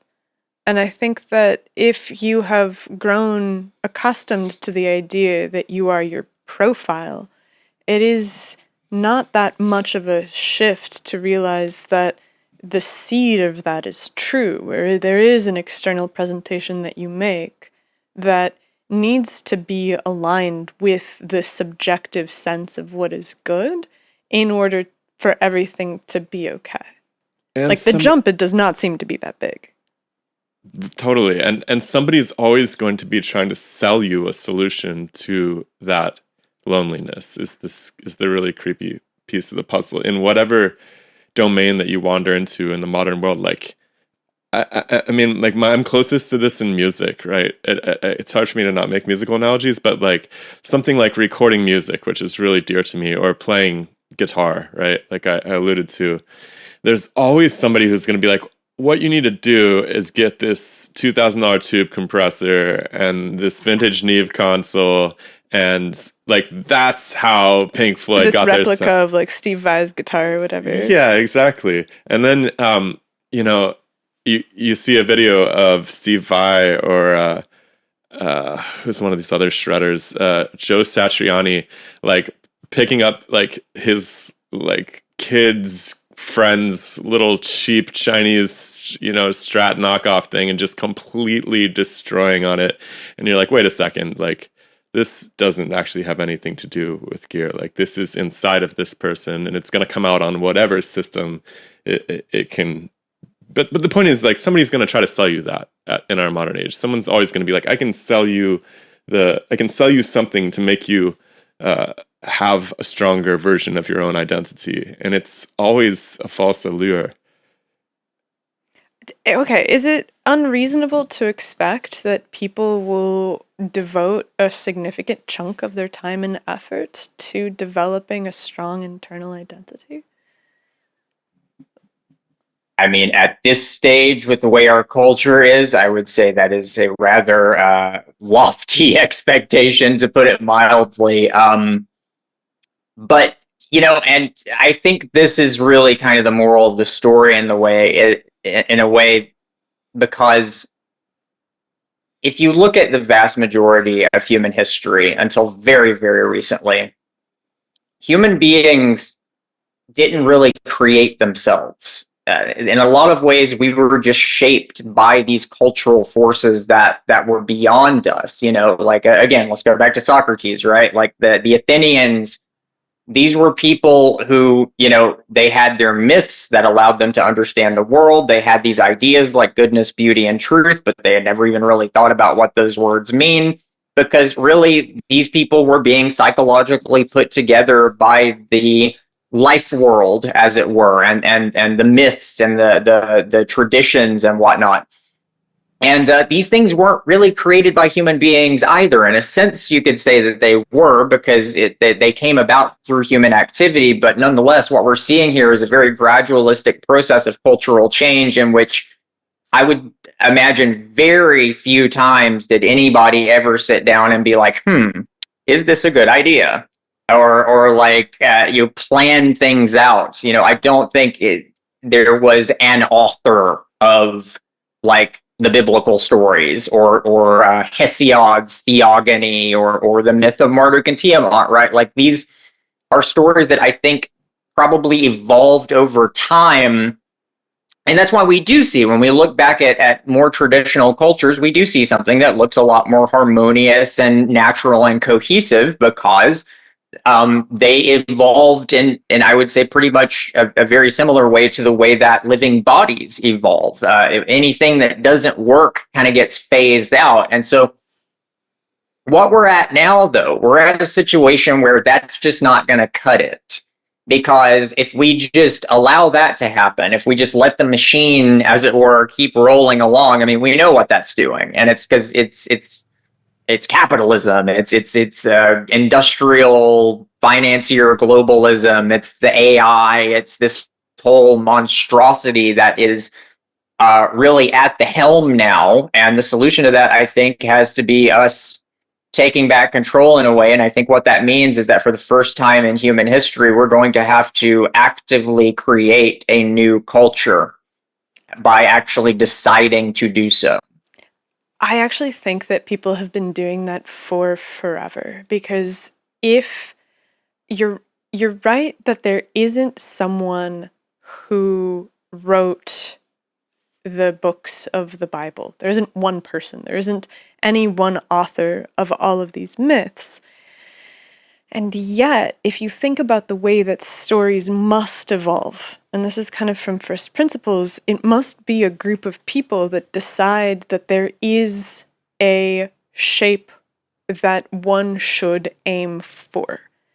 And it is different than the shape that the culture next door aims for. And I think that, evolutionarily speaking, each culture must decide for itself what the I am that they aim for should be. And then when that becomes sufficiently compelling through iterative discussion, through the passage through many minds, there is a collective emergence of this is an I that is worth aiming for. And so if you take the story of the burning bush, where tell them that I am sent you, and recast the story in light of that I am, then what it's telling you is that the I to aim for is the one that comes with all of these principles. And so what we do now is that's the myth for the future, is to figure out what does it look like to have an I that is good and one to be proud of in context of all of the pressures that are external that would try to sway you in one direction or another. Like, what is good, not in the sense of what is written in a book that's thousands of years old, but in the sense of what can you take from that, and what more can you add to it to make sense of this new frightening paradigm that seems like it is nothing like what has come before, because you realize that at every single stage of human history, people must have done that. Like there's no possible way that a sense of cultural I can emerge without people coming together to be like, this is what we should do, even if it's not that explicit. Isn't that what a prophet is? Yeah, but you then have to ask if the prophet is real or mythological, in the sense of, is it one guy or is it a group of people that come together to formulate ideas that are worth believing in, that then through the winnowing passage of time and story is transformed into a character that this all happened to? And you have to accept that despite the fact that it beggars belief that it could have been one person, you allow a little bit of this mist to descend where you're like, well, it probably was a lot of different stories that came together to tell that thing, but mythologically it's worthwhile, and so we'll take it. Well, the religious scholar we just talked to was saying there was lots of these messianic Jewish figures, and that Jesus was just one of many. Like, he was like, Jesus was probably a historical figure, but he was one of many. And I think, like, if you look at our modern era, you can pull out lots of people that are kind of rewriting how we think of things, whether it's, Patti Smith or Einstein. There's these characters, right, that pop out, and we sort of rally around them by varying degrees. But, there's lots of people you'll never know of, too, that influence those people.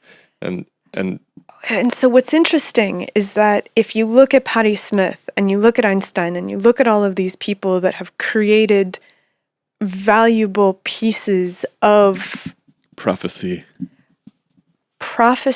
and insight and rules for relation to the outside world, they rarely are synthesized into a clear set of guidelines for what the I best looks like. And that, I think, is the process by which it becomes something that is mythologically useful, because synthesis is really difficult. I think that you can't expect that everybody's going to be able to look at the world and synthesize, because there's a ton of information and it takes a lot of time and you have to be kind of like weird and monastic in order to do it. And so there's going to be a smaller number of people that manage to take all of these things and unify them into something that informs the future I that is not here yet, but what we should aim for. Does that make sense? Does that make any sense? Well, I think maybe something we need to disambiguate here is what we mean by collective agency, because the way that you're describing that is like people coming together and saying, okay, this is good, this is what we want. And I feel like maybe in the modern world, we would tend to think of something like that as like a committee or like direct democracy, something like that, where you have these rational actors which are like kind of negotiating or at least kind of evaluating things from their own perspective and then kind of bringing those perspectives together in some kind of way. And I don't really feel like that's kind of the same collective agency that we're necessarily talking about when we're talking about distant history.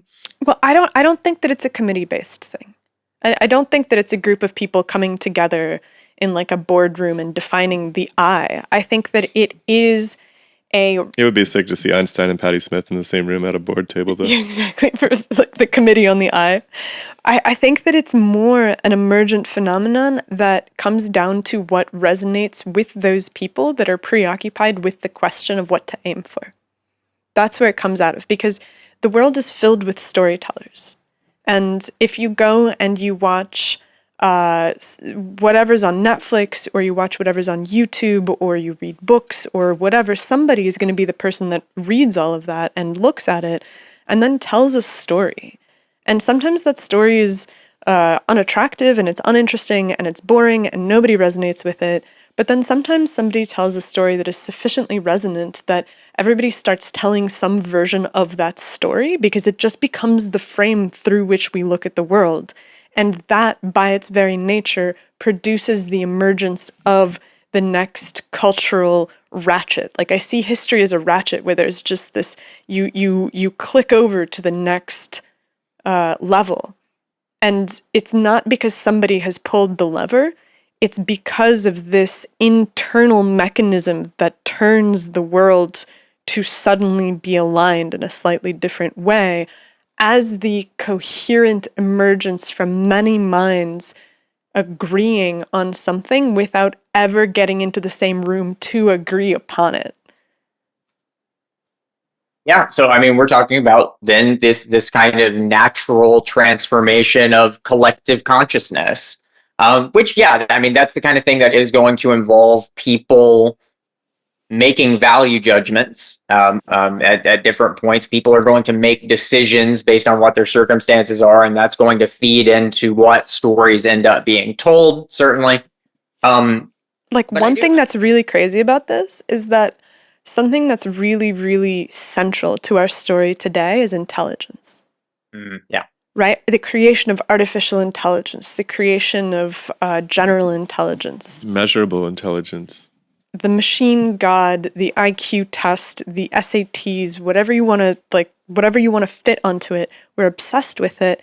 And I don't think that that is present in old mythology as a thing that you wrestle with or figure out how to direct. Like, we've talked to people that are working in Silicon Valley on some of the biggest problems, some of the biggest puzzles that are available to us today, right? Which is, how do we boot the machine god? And they, on their own recognizance, are like, you know what's really weird? Is we don't really have a mythology of like what we should do. Mm-hmm. Like, nobody's producing the media that tells us what the future ought to look like or what we should aim for. We have all of these dystopian sci-fi narratives of how the future gets totally fucked by what we do, but we really like solving puzzles, and I don't really want to stop solving puzzles, and I'm really good at it, and so we probably ought to have something, but we don't. So we're just going to keep solving the puzzles and hope for the best.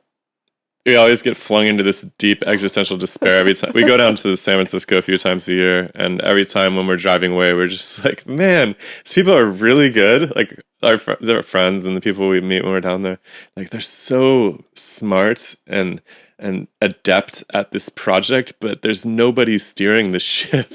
It's like they're all helmsmen, and the captain fell overboard, 3 months ago.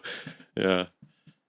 Yeah, and as we could say that same thing about really our entire society at that point. I guess we don't have a Marduk. We don't even have a Caesar. We have even our kind of most visible public figures like presidents and chairmen and whatnot. I mean, these are people who can pull the strings a little bit, but ultimately the decisions that they make are going to be constrained by the inner logic of these machines of finance and industry, and apparently AI is going to be at that table as well. And the problem with that is that there are no humans at that table. We seem to have very little agency over where things are headed, and I think that's very crucial. It's now perhaps more so than ever in history.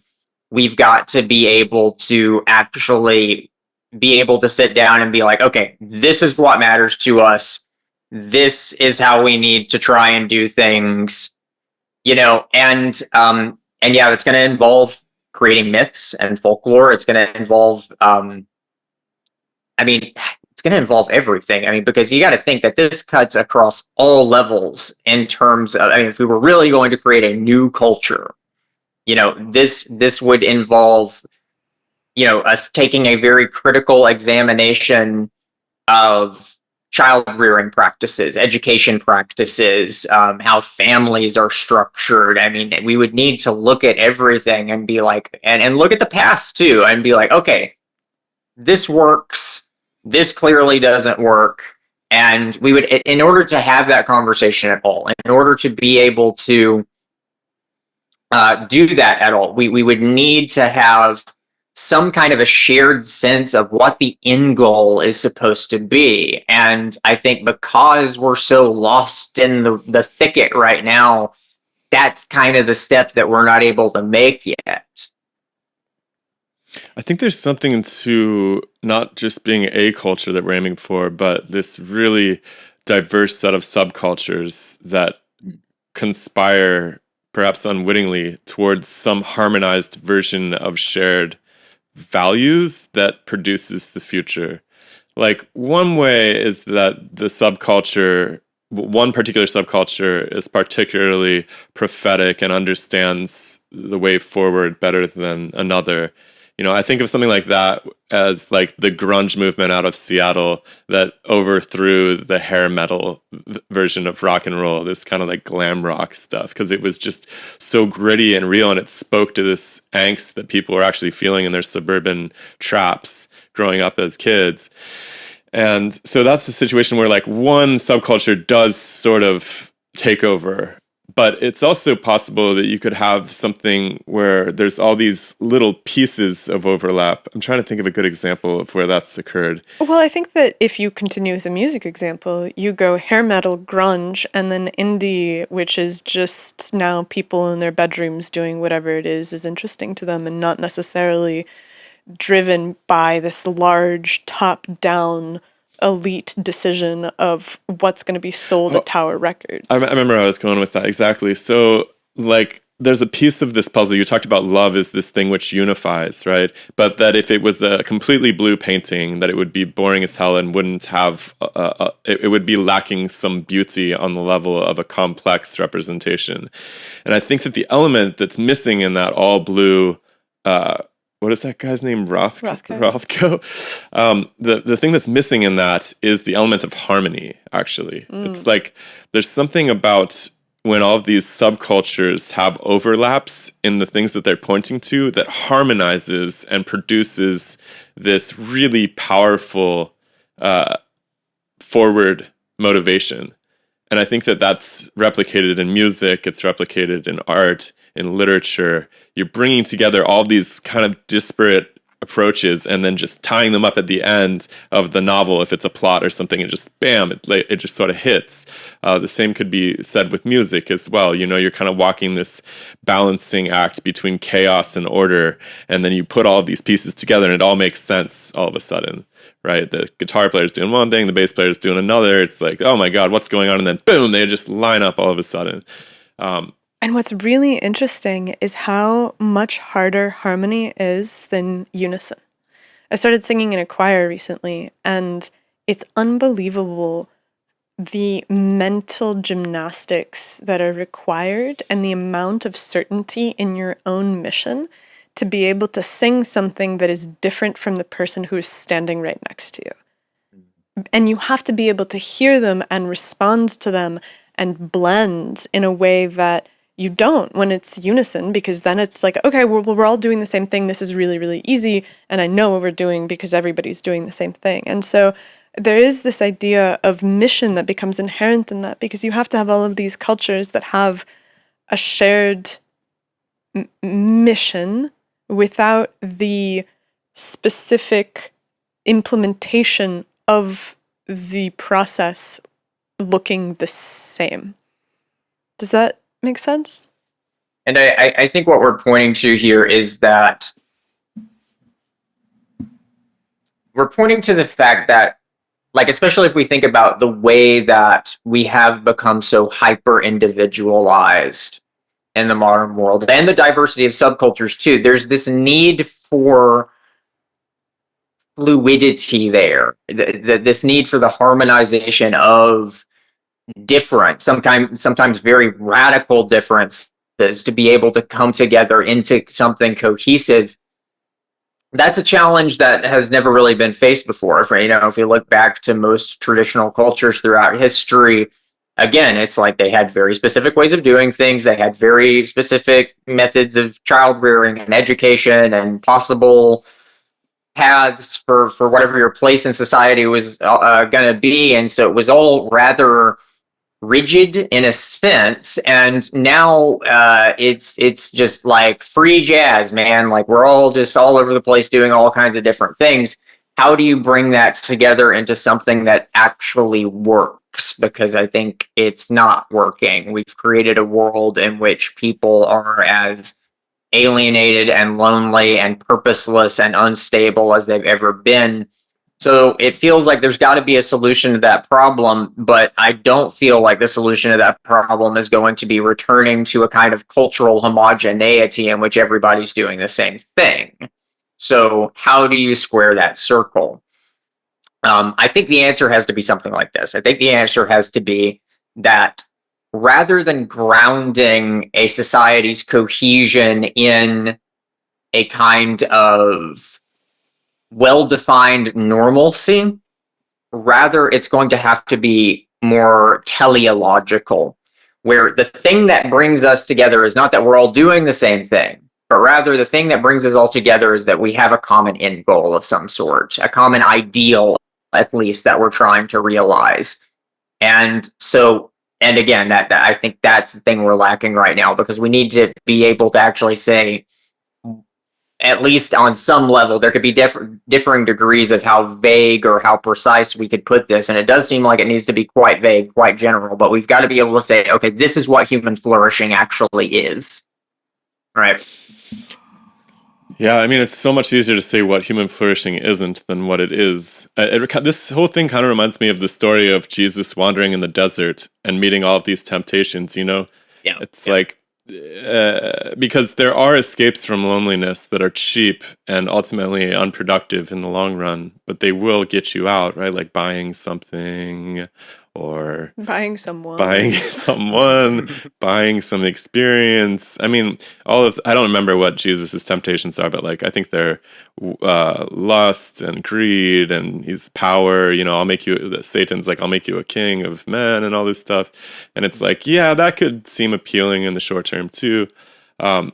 And so the act of transcending that is what we're kind of called upon in this moment in our weird little subcultures, in orienting ourselves towards that which is good. Right? It's so hard to define good compared to evil. It's just also, I think that there's this fight about what it means to be human.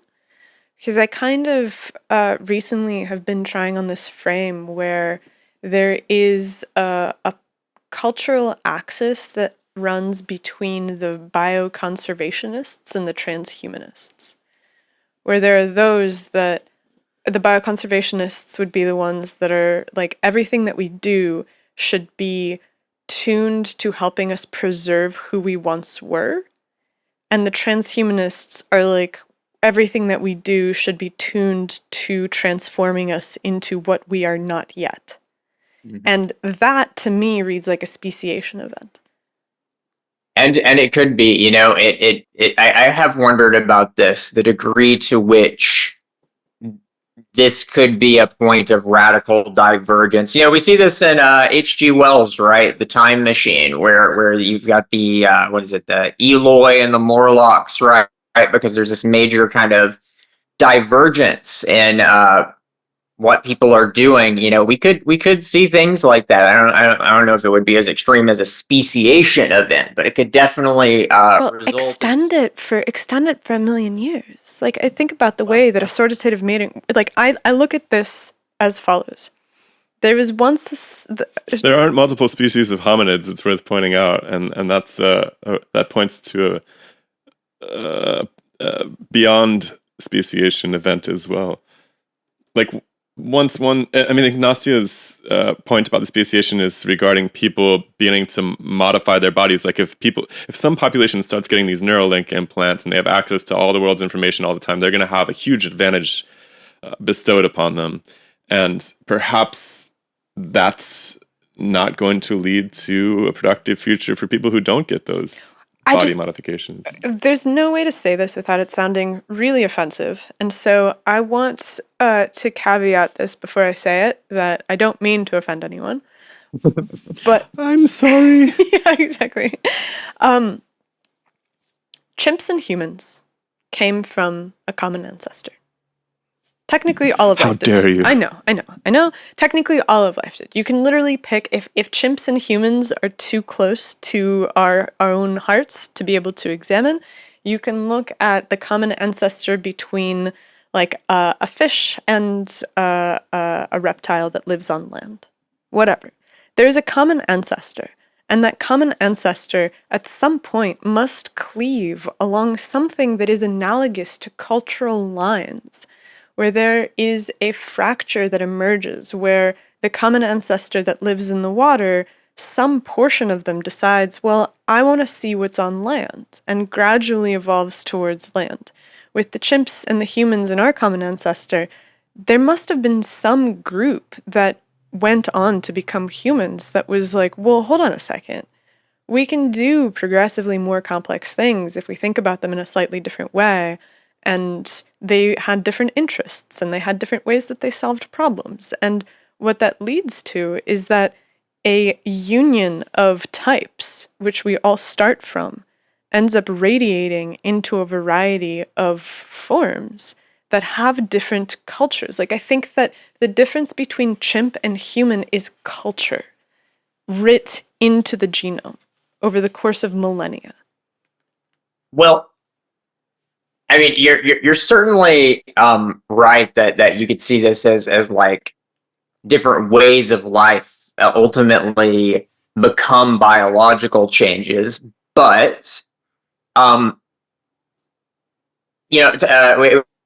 mentioned Teilhard de Chardin earlier when we were speaking, and he was a paleontologist, and one of the main things that he highlights in his work was that while you see this kind of fanning out for virtually every species. You look at a chain of islands, you're going to find, there's a certain species of bird, and you can see how it diverged on these different islands. You don't see that with human beings. You actually see the opposite, that there was this gradual zeroing in, it seems, on a very specific form. And to me, that points towards something. I think it points towards perhaps the way that for human beings, we're so interconnected that like an island isn't enough. Maybe another planet isn't even enough, because it's like once certain steps are taken, everybody kind of gets dragged along. And I think that's exactly what we're seeing when we look at the birth of modernity and the Industrial Revolution. I mean, the number of people who have not been affected by that are very tiny. I mean, there are definitely parts of the world. We could point to like the North Sentinel Islands, for example, but I don't think the North Sentinel Islanders are going to end up being a different species of humans because they chose a different path. I think ultimately the path that we're on as a collective, as a whole species, is pointing towards a shared destiny, let's put it that way. And there could definitely be different paths that we could take. I don't want to discount that possibility either. I think it is very possible that you could have certain human beings that take a certain transhumanist style path and others that don't. But ultimately, I kind of believe this, actually. I'll just put this in a very strong way. I've been talking a lot about the basic fundamental structure of subjectivity and all the different things that come with that. I believe that based on that alone, that inner spark of divinity, as it were, that we as a species are destined towards a very particular resolution to the problem of our own existence. And I think that's why Christianity was such a big deal. I think that's why really all of this is happening, because there is a tension here that has to resolve itself, not necessarily in a hyper-specific way. It could be that there are different ways it gets resolved in different places, but the overall shape of it, I feel like there's going to be a kind of commonality, and I feel like there has to be, because of, again, what Hegel would call recognition. There's this need for us to begin shaping ourselves into beings that are actually capable of really existing in this collective of unique, free individuals, which have our own independent agency. And I don't know how many solutions to that problem there are, but I can definitely think of a lot of paths we could take that don't solve that problem, but I don't think those paths are ultimately going to be sustainable. Transhumanism, for example. So there's one grenade to throw into the center of that, which is that recent estimates suggest that humans were sharing the planet with other hominids as recently as 15,000 years ago. We're talking about Neanderthals. I think you're talking about Squatches, right? Yeah, exactly. Squatch. No, Denisovans. So there's evidence that there was interbreeding in Papua New Guinea as recently as 15,000 years ago. Well, I mean, maybe that's possible, but I mean, nonetheless, I think the overall scope is still that, like, there used to be a lot of us, and now there's one kind of Homo sapien. So, I mean, there are other ways of maybe explaining that, but I feel like it's due to this mimetic virality or something like that, right? Like, once a step is taken forward, it kind of has to be taken by everybody, because that there is, and this is going to sound kind of deterministic, but I do feel like there is kind of a set path we're kind of on, in a sense. I don't want to make it out like we're all just going through the motions of some cosmic script or something like that, but nonetheless, I feel like that basic structure of our subjectivity necessitates the emergence of certain problems and some kind of ultimate resolution, I would say. There's a part of me that wonders about whether or not an anthropologist or paleontologist 600,000 years from now would look at the diversity of human skeletons and arrive at the conclusion that it was all one species. Like, I know that that's basically like a third rail of discourse. Like if they find Shaquille O'Neal and Danny DeVito in the same Hollywood cemetery, and they're like, wow, there's lots of different types of hominids. Right? Like, I think that there's a cultural frame that has descended on anthropology that requires us, for good reason, to view humans as being a single species in the definition of what species means. And I think that people have argued about this, you know, the scientific racism that comes out of drawing those distinctions clearly has perhaps one of the darkest track records of modern history. So I understand why people don't want to touch it. But I'm like, I think that if you were to remove the cultural frame that necessitates us to handle this with such care, you might be able to see we might be able to see more clearly that there are actually still very distinct and vibrant differences between human culture that serve as reservoirs for a great difference in the future. If the cultural choices maintain separation over long enough periods of time and people mate on the basis of their value systems and how they believe that the future should look like. Like, I actually think that there might be a period where there is a cultural unification that sweeps over the earth, let's say for 40, 50,000 years, from which emerges a radiation, and that kind of stuff can be hard to tell in the fossil record, because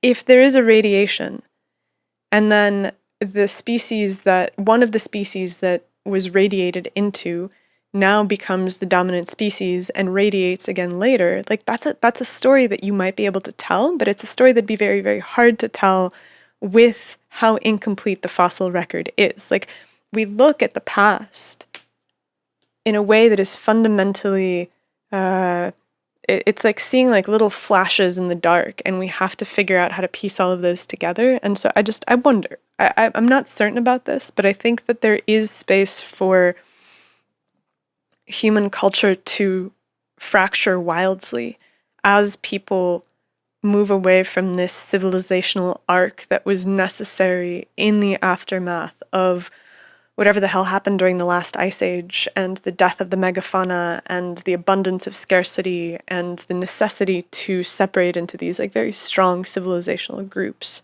where if we can manage to move to a post-scarcity environment, I think that will dramatically transform what humans are. I feel like we're not really going to have a clear answer to that until we can see at least one example of a society choosing something different, which I would love to see. I think that's what I'm ultimately advocating for here. But right now, like, the trajectory that everyone seems to be on is the development of this kind of computational post-industrialism. You know, that's what we're seeing all around the world. China, Brazil, the United States. I mean, that's the thing that everybody is doing. And that just kind of, I think that raises the question of like, what would it even look like for a society, not just some like hippies in the woods, but a society to actually be like, you know what, let's do this instead. What does that look like, right? Like, are there different ways of doing that? And probably, I would assume so. How radically would those different ways diverge from one another? It's hard to say. Do you think that the Mormons and the Amish and the Mennonites are doing just that? You know, in a sense, maybe they are. I think that's a possible way of looking at it. I gotta say, I don't necessarily look to those groups as really what we're looking for, and the reason why is because I feel like, you know, in order for a society in the modern world to maintain itself it has to kind of contend with what we have become, the way that our consciousness has changed. And so you see this, for example, in lots of like tribalistic cultures or even like gangs.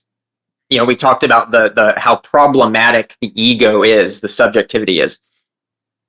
And they solve this problem through these very grueling, oftentimes life-threatening initiation rituals, which kind of push the person into this liminal space where there's this fluidity of the self that is kind of forced through the extremes of that initiation experience, and allows for this kind of reconstitution of the self as part of this tribal collective.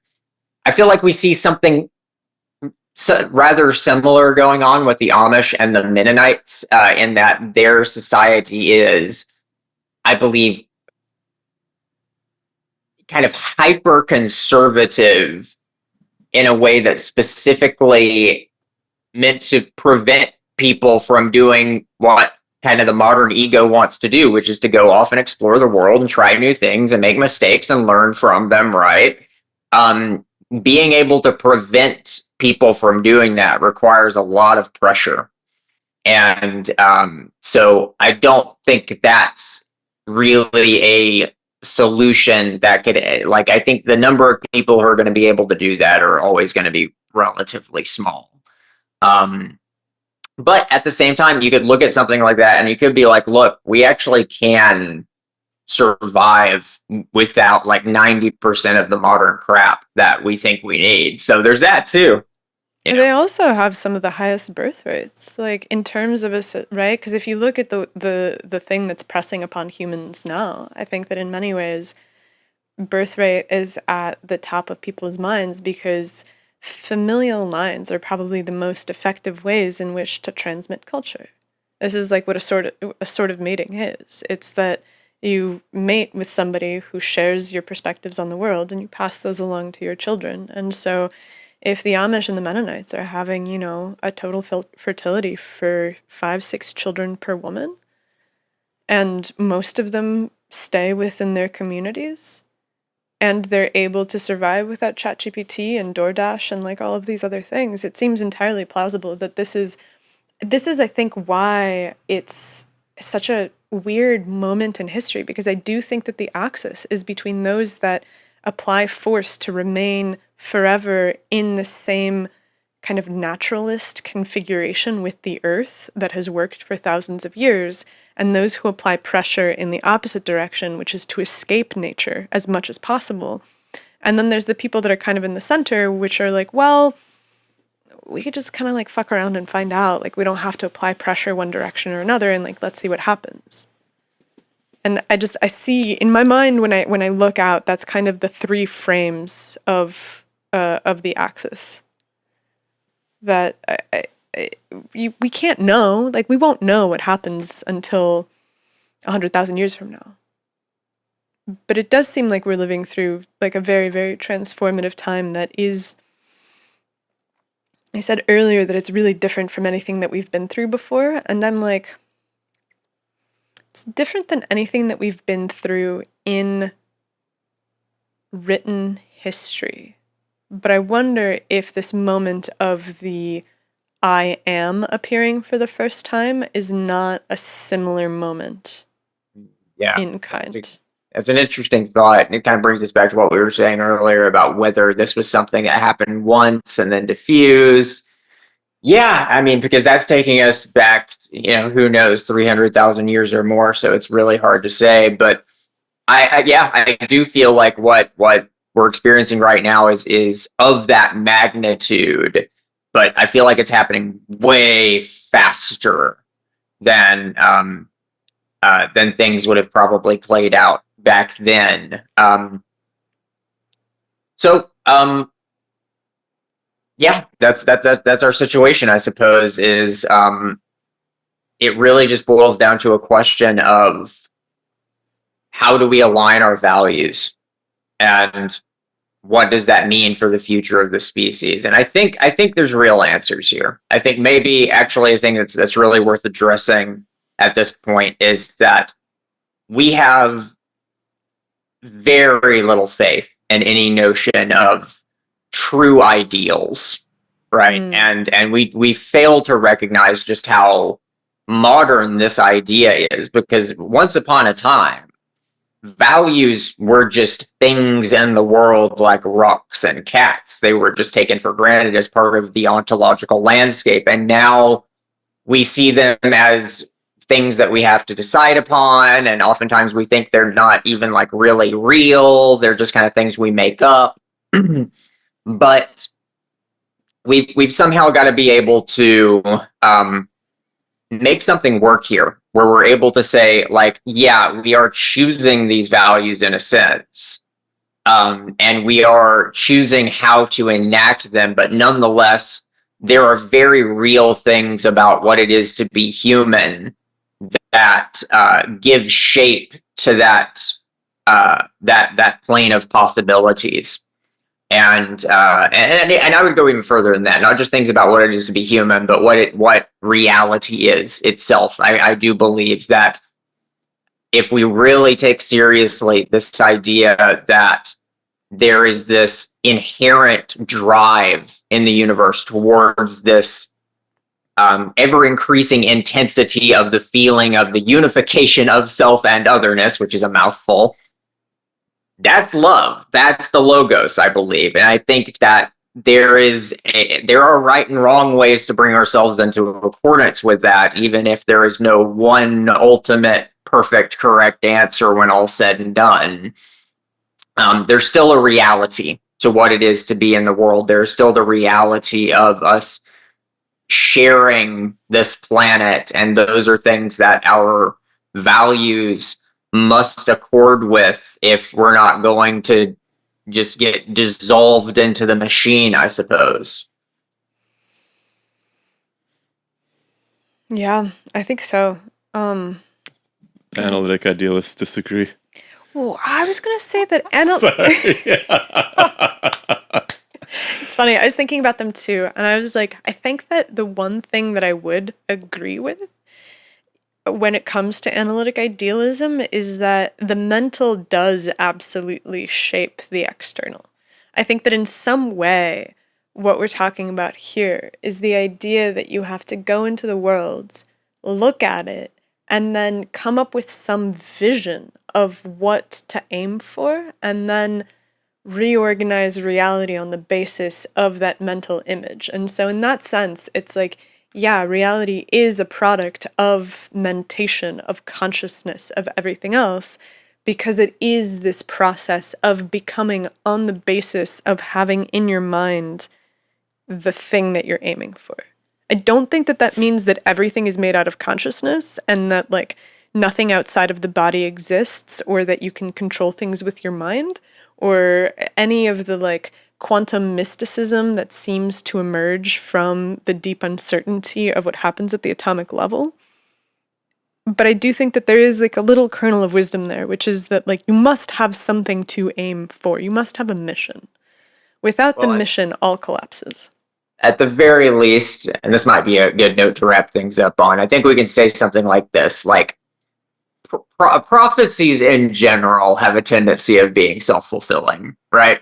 The stories we tell kind of shape our world, whether we like it or not. But I think this is maybe the first time in human history where when we've been able to do our prophesying while being fully cognizant of the fact that that's what we're doing, fully cognizant of the fact that we are telling stories that are going to completely reshape our reality.